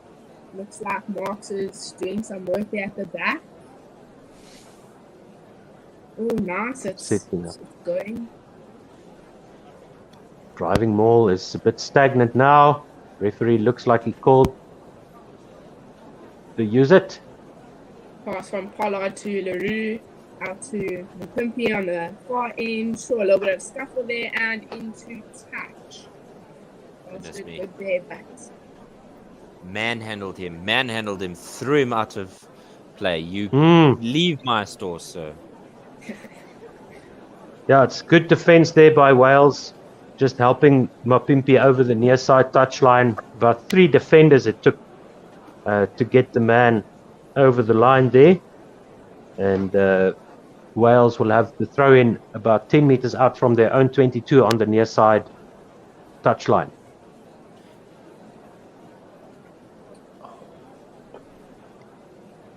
looks like another mall's formed. The Welsh That Dan Bigger making some ground. Ooh. Down with the tackle by Kwagga Smith. Great work by Josh Navidi to get the Welsh advantage here. Yeah, it's advantage to Wales at the moment. Penalty advantage for collapsing the maul by the Springboks. And referee calls it. Yeah, Owen Watkin was the last man on the ball there, but Kwagga Smith, or Smith rather, has been the guilty party. I don't think there's, I mean, with the amount of Smiths running around, you don't think that Kwagga Smith is anywhere related to Juan Smith. Most probably. By a long loop. So 20 minutes to go. Wales will kick this penalty out onto the near side touchline and almost exactly on the Springboks 10-meter line. A rare visit for Wales into the Springbok half in this half of the match. Eben Etzebeth, in his 100th game, is leaving the field. He's replaced by Franco Mostert. And so the bomb squad is almost complete. I think it's just Ulrich Lowe and Faf de Klerk that need to get onto the park as the replacement hooker, Dewey Lake, throws it into the Welsh line now to Alan Wynne-Jones. It goes into the middle of the park, down the Welsh back line it goes. Some pressure by the Springboks, but it is number 11 for Wales, Josh Adams, that managed to evade some tackles. He goes into the Springbok 10-meter line, and once again, Wales pinned down behind the advantage line inside their own 10-meter area, and with the Springboks swarming the ruck, they get a penalty.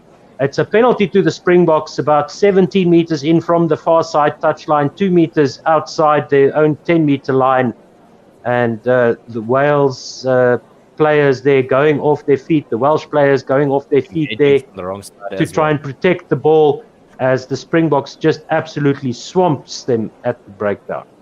Sam Wainwright, guilty look on his face, sheepish, as we see Dan Bigger getting, is it Dan Bigger? Not Dan Bigger, somebody's getting some treatment there. That's Liam Williams. That is Liam Williams. No, it's the Welsh fullback. Star player for Wales and the British and Irish Lions. Sasha, how would you rate Evan's 100th game today?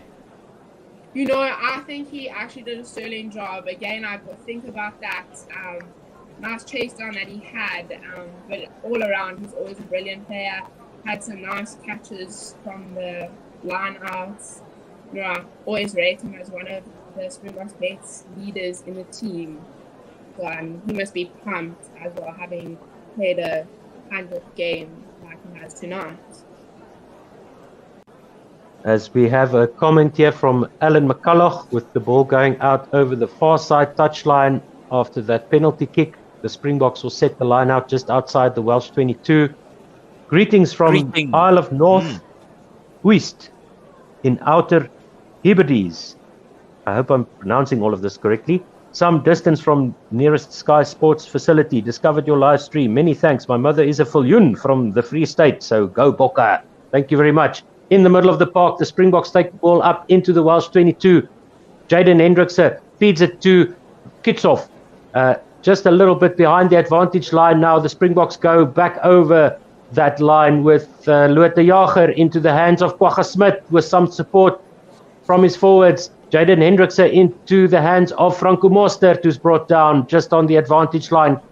15 meters in from the near side touchline. Peter Steph de Toy takes it up to the middle of the park. Jaden Hendrickse into Stephen Kitsoff, gets over the advantage line. Keegan Hendrickse, now 6 meters from the Welsh try line as there's a grubber kick from the Springboks going to the far side of the field. It's collected by Wales. They have possession 5 meters from the far side touchline, about 10 meters from their own try line. And it will be one of the forwards that will feed Alan Wynne-Jones behind the advantage line once again, caught in possession. Wales cannot get front foot ball against the Springbok defence. And now the replacement scrum half will set the box kick. And that is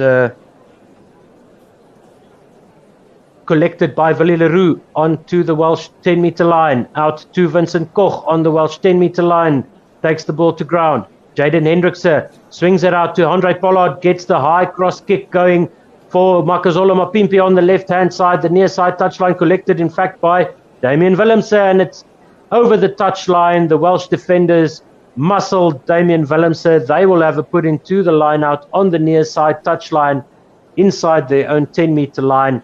Good play here by the Springboks as we see the contest between the two fullbacks and then some help from the Welsh number 13 there,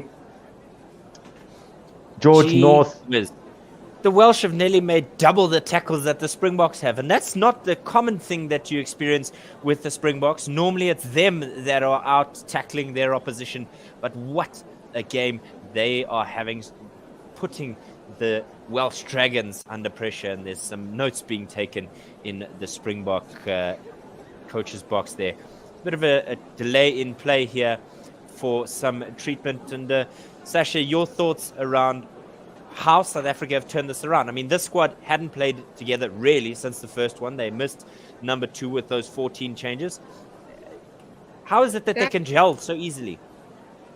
I mean, I think you have a lot of the experience from the older players, and last week was a bit surprising having so many new players come up to the pitch, and I think that maybe threw us off a bit. But again, I think the Springboks always just go into another week and they're ready to bring it together again. And like I say, I think the older experience along with the energy of the younger players just makes it so much easier for the box and the drive in all of them really come out fighting.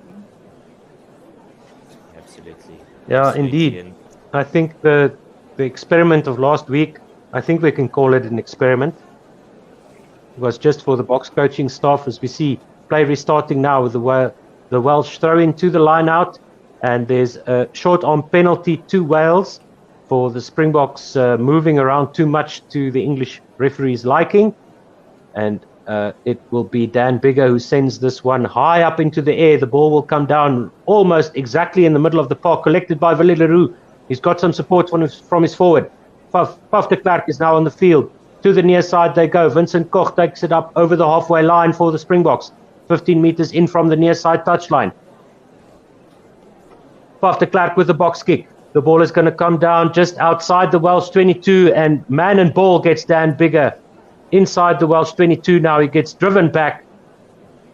Taken back will be the call from the referee, and the Welsh have to rebuild from behind the advantage line once again, as strong defense from the Springboks sets a second ruck and another attempt at a box kick here. The replacement scrum half, number 21, Thomas Williams, rolls it back, kicks it high up into the air. The ball comes down outside the near side touchline on the halfway line, and it will be a line out throw to the Springboks. The score is 24 to the Springboks, 14 to Wales with 15 minutes to go. Malcolm Marks has the towel, wiping down the ball. He's going to get the call soon. And 15 minutes to go. There's still a lot of time here for Wales to get back into the game. But they don't look like they have the appetite for it this time around. Marks with the throw to the middle of the line-out. Loot de Jager takes. Once again, the Maul takes a half a step back and sets. And the Springboks will now shove the Maul over the halfway line. No, the Welsh repel it. De Klerk with the box kick off the left foot goes up into the air, comes down midway between the halfway line and the 10-meter line of Wales. The ball is back into Springbok hands. Andrei Pollard with a grubber kick through. There's only one defender back for Wales. It's Liam Williams. He sidesteps the attacking Springboks with finesse and sends the ball back downfield, where Andrei Pollard picks the ball up, gives it now to Willie Leroux, who's on the far side touchline, sends the grubber kick down into the Welsh 22. The Welsh players pass it down the line, and they go over the 22, where Rhys Hammett has it on the near side touchline, on the 10-meter line of Wales, being swamped by Springbok defenders. It's an advantage to Wales as one of the Springboks landed up on the wrong side of that ruck. Another attempted steal there by the Springboks. Wales behind their own 10-meter line, just behind their own 10-meter line. They get swamped.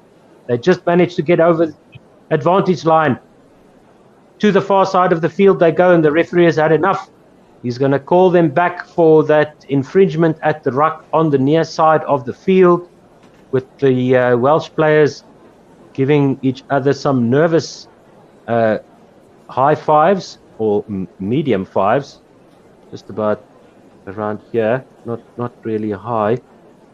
So they will have a penalty about 15 meters in from the near side touch line, just outside their own 10-meter line.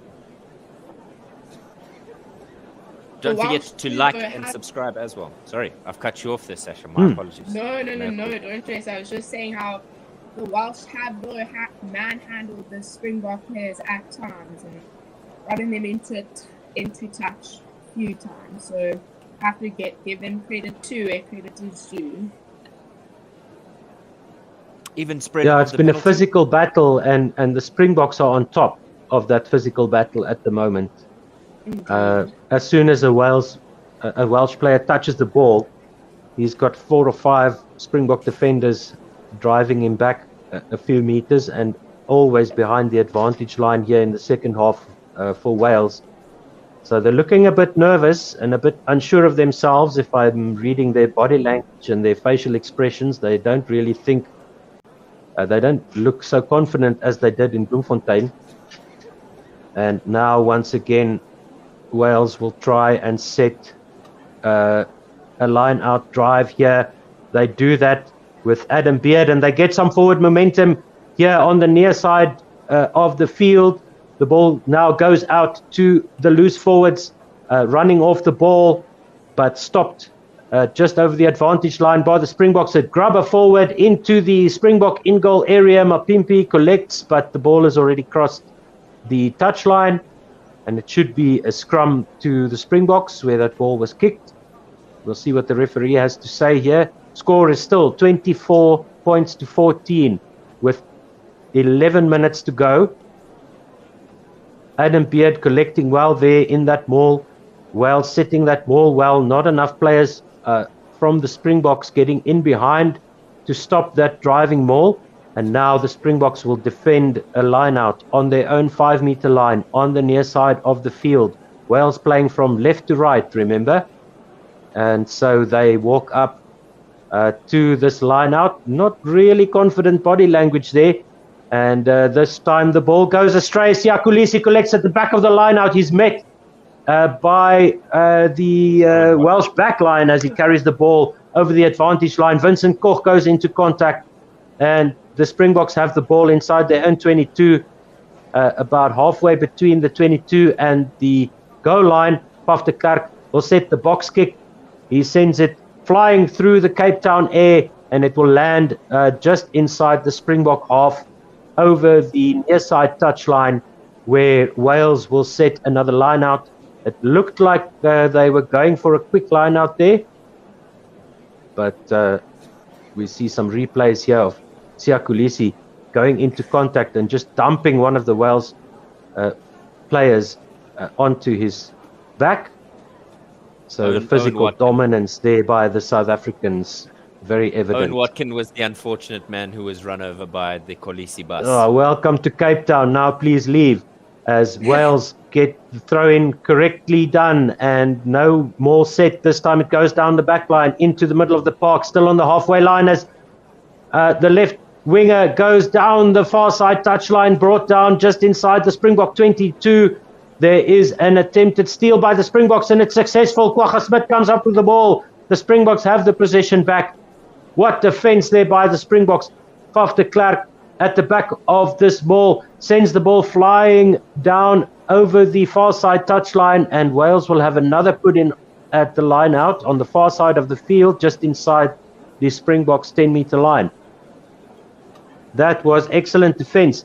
It was Josh Adams flying down the left-hand touchline and brought down by Makazole Mapimpi coming off his wing to come and cover that left-hand attack by the left wing for Wales. And Wales, through Alan Wynne-Jones, have the maul, but it was sacked immediately by South Africa. Harassment at the back of this maul now by South Africa, and trying to break around the blind side goes Wales. Knock on by Wales, collected by Lukhanyo Am on the far side, just outside the Springbok 22, and it's another line out to Wales as Lukhanyo Am is tackled over the far side touchline. Almost got away there. There wasn't a lot of space there, but Lukhanyo Am doesn't need a lot of space. He can sidestep you in a phone booth, as the saying goes. Definitely going to be some sore bodies tomorrow, that is for sure. Yeah, neither side leaving it, in their pockets, but rather out on the park. Massive hits all around, and a scrum here that South Africa have dominated in this encounter, the third and final one. You can see there's a square of red. It looks like the Edgar's logo for South African fans, but it is a quadrant indeed of Welsh fans. Let's see how the Springboks go here with the feed from Faf de Klerk. Now, knock on scrum on the South African 22, and the score is 24 points to 14 in favor of the Springboks, with 7 minutes to go. 10 points the difference. 7 minutes to go. Wales inside the Springbok half, but the Springboks have the put into the scrum. The scrum is reset, so we see some visuals of the two coaching boxes there, both of them looking equally nervous. If you want to know what they're listening to, it's basically us. That's what we believe here at One World Sports Radio. They're listening to us in their air. So you should too. Like and subscribe to this video. Ring the bell. You'll know exactly when we go live. And patreon.com/1WSR. Back to the rugby. Oh, thank you so much for all the comments. Thank you so much for listening, everybody. Faf de Klerk waits for the ball under the feet of Jasper Wiese. Goes to the near side into the hands of Damian Willemse, who's met just over the advantage line. Faf de Klerk will look to go to the blind side, the far side of the field, into the hands of one of the prop forwards there. Advantage to the Springboks. Faf de Klerk sends it out to Pollard, who comes back to the traffic, but the referee is not happy. He's going to call them back for the Springbok penalty about 5 meters outside the Springbok 22, 6 or 7 meters from the far side touchline, and Wales penalised once again for infringements at scrum time. Was that a scrum penalty or a ruck penalty? I'm not sure. But Wales have been on the receiving end of this referee's whistle. Wainwright, three times now has been blown for a penalty. You got to ask when the card is coming.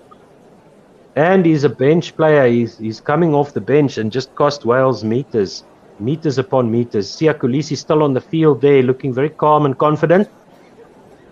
Head down, concentrating. See a replay here.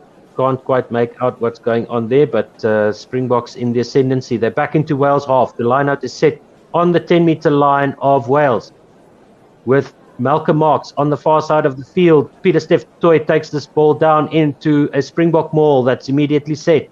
Once again, Wales managed to get the maul going a little bit backwards, but this time the advantage is for the Springboks. Collapsing the maul, Malcolm Marx breaks away over the 10-meter line of Wales. Lukhanyo Am is there, kicks off with the ball, getting just about to the advantage line. Faf de Klerk breaks to the far side, the blind side. Malcolm Marx getting through a few tackles over the 22 of Wales. Springboks flooding forward with Peter Steph de Toy over the advantage line, over the 22 into the attack. The Springboks go once again. Faf de Klerk sends it to his forwards. It's going to be Malcolm Marx once again. Stands up one Welsh defender. Faf de Klerk gets harassed at the back of the maul. The referee still has the arm out. In the middle of the park now, inside Wales' 22. Lukhanyo Am tries to send it wide. It's intercepted, but the referee will call them back for the penalty to the Springboks in the middle of the park, inside the Welsh 22. What do you think, Sasha? Penalty kick or a line out? No, I think we should go for the line out. Hey, take all the opportunity we can get, but definitely the Welsh are shivering in their boots, I feel. But you know, I agree with that. We have a decent lead. Why not just go for a try? And we have another expat or a foreign rugby fan here. 1400 Deadwood. How I wish that we Yanks could play a decent game of rugby like internationals do. Thank you very much for that. And then you lady says, thank you for the stream, guys. Need to keep in touch with the box. John from the UK, thank you very much for listening. Thank you so much, everybody, for your comments. And Andrei Pollard will take the penalty kick. Sasha, I'm with you. I think they should have gone for the line out. There's 3 minutes to play. The Springboks are 10 points ahead. Keep them in their half. With this kick, the Welsh will get back, will get the kick off and get back into the Springboks half for at least a minute or two. But this is now 27 points to 14 to the Springboks. With 2.5 minutes to go, Andrei Pollard slots the penalty from right in front, inside the 22. And it will take a mammoth effort here for Wales to clinch the series and complete the 3-0 for the Northern Hemisphere sides against the big three Southern Hemisphere sides. Yeah, that looked like it was collected by Dialende. Now we have Faf. They're going to to looks like Luke Yoga. Then we've got Faf again when he collects the ball, or maybe who knows, put a little box kick up. There we go, he's kicked it down, chased by Mapumpi, but caught by Dan Bigger. Collected by the Welsh and tackled there by the Welsh. This looks just about to be the 10-meter mark going to the Welsh side. Yeah, another penalty there for the Springboks. It's a bit of ill discipline and there's a bit of pushing and shoving. Faf de Klerk getting stuck in. I don't know if you either of you remember, but Rugby World Cup 2019, where Faf de Klerk was in the nose of the Welsh in that tight encounter.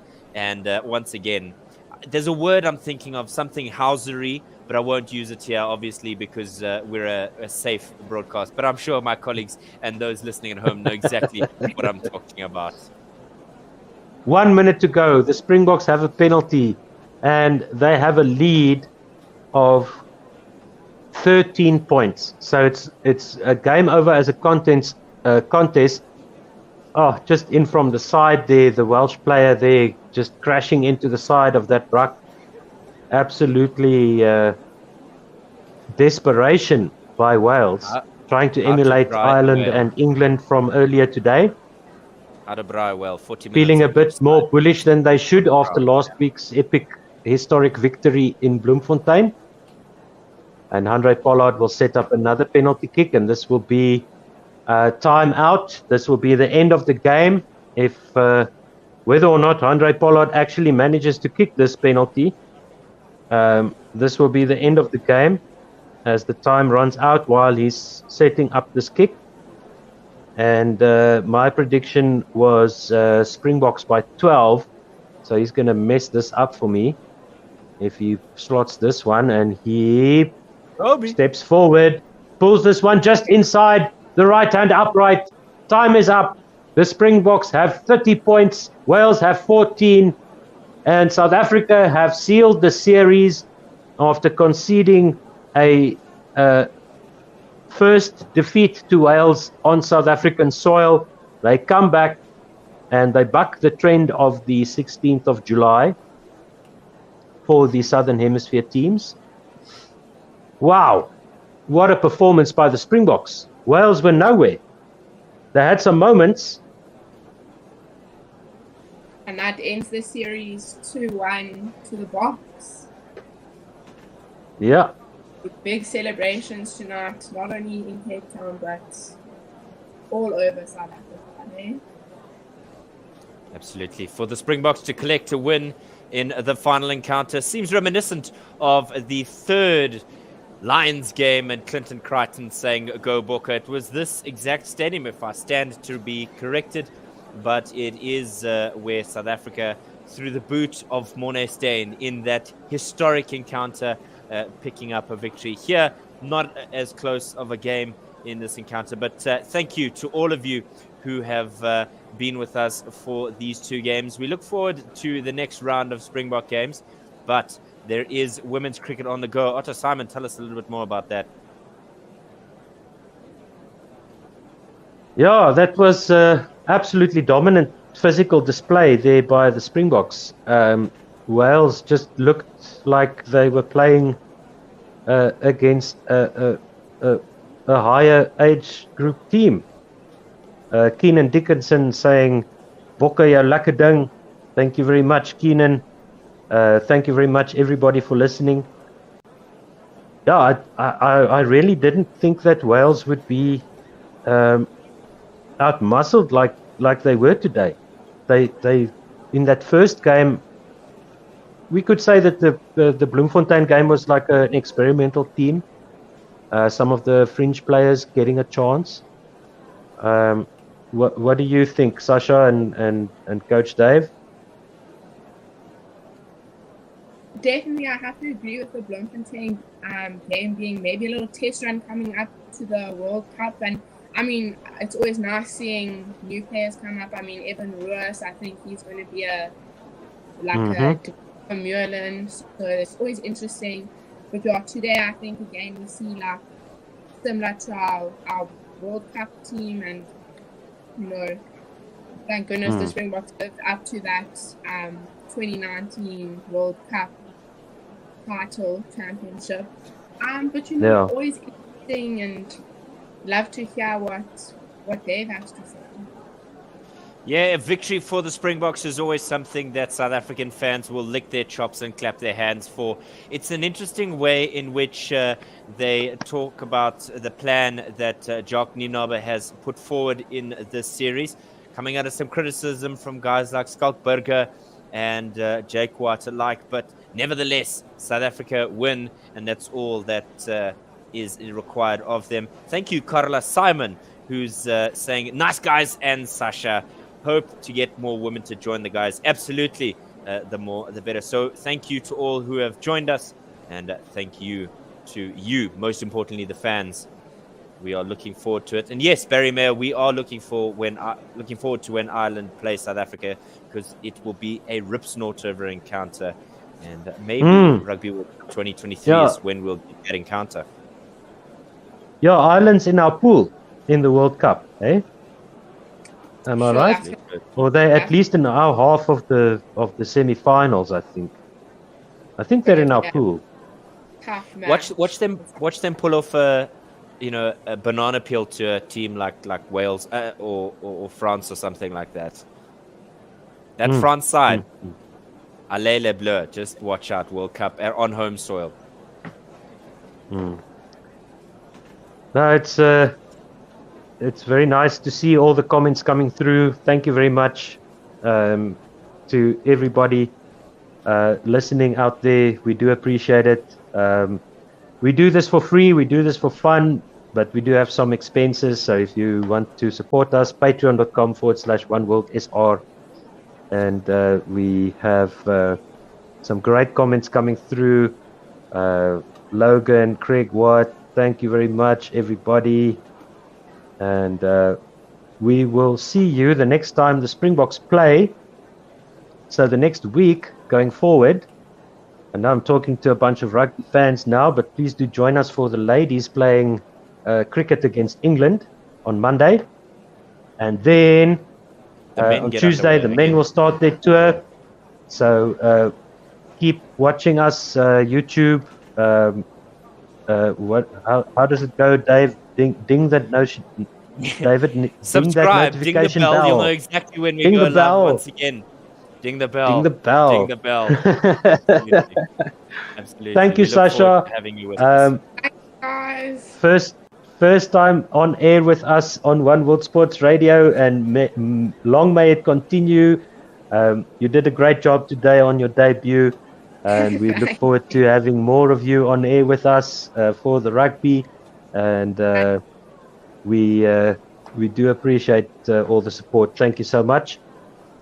Final thoughts, Sasha. The next games will be the Rugby Championship. Sure. I mean, I think definitely gonna come out there with a bang. Hopefully, again, we see a lot of new players. But sure, if last week's jitters were how I felt now, those boys did a sterling job. So can't wait to see what's to come. Yeah, it's going to be interesting to see after a few seasons not playing against the Antipodes franchises, if the Springboks can spring a surprise after our players have been getting their blade sharpened against the Northern Hemisphere teams. It's going to be very interesting to see how we match up against New Zealand after not playing those teams for a while. New Zealand looked a bit undercooked. So I'm very much looking forward to us breaking some records against the Kiwis and the Aussies. So yes, please do stick with us for that. Coach David? Yeah, Final it's thoughts? something interesting. Yeah, we're looking here now, but when combining the squad lists for this game, you'll notice that a lot of these South African Springboks are of a similar age, around 1990 to 1993, maybe not as quite as far as 94, but certainly something to consider, because those players would be approaching or have approached 30. And so something that would be of concern for Jock Nienaber is continuity. And he's done exactly that in that Bloem game. As much as he came under criticism, I think he should be happy with how they performed. They only lost by 1 point to a relatively full-strength Wales side. I mean, he can't be unhappy with that. And I think as much as there was concern about, playing all those youngsters and capping, I think it was 6 uncapped players coming into that game. And so that's something that Jock Nienaber has learned from Rassie Erasmus, because in the build-up to 2019 World Cup, everybody was throwing their toys out the cot. He's mad when we were playing younger players. And then essentially South Africa took 2 full squads to the World Cup that would have hammered any side, let alone trying to pick a 23 for that game. And it even was able to base a game plan around the 2 different sides. And so I'm okay with Jacques Nienaber, experimenting in the way that he has, and job done as far as I'm concerned. Win the series and make sure that you execute. There you go. There you have it. If you have any complaints, you can address it to British Airways in triplicate. And we will see you back on Monday on One World Sports Radio for Guerrilla Cricket. And the next rugby game will be the first game the Springboks will play in the Rugby Championship. I'm not sure when that is, but please keep an eye on our YouTube channel. Keep an eye on our One World SR Twitter handle, and we will keep you updated. Thank you so much to Sasha, to Coach Dave, and of course to Chepo Taela. We will see you again soon. Have a good night. Thanks, guys. Hamba Gashle. Yeah. Cheers.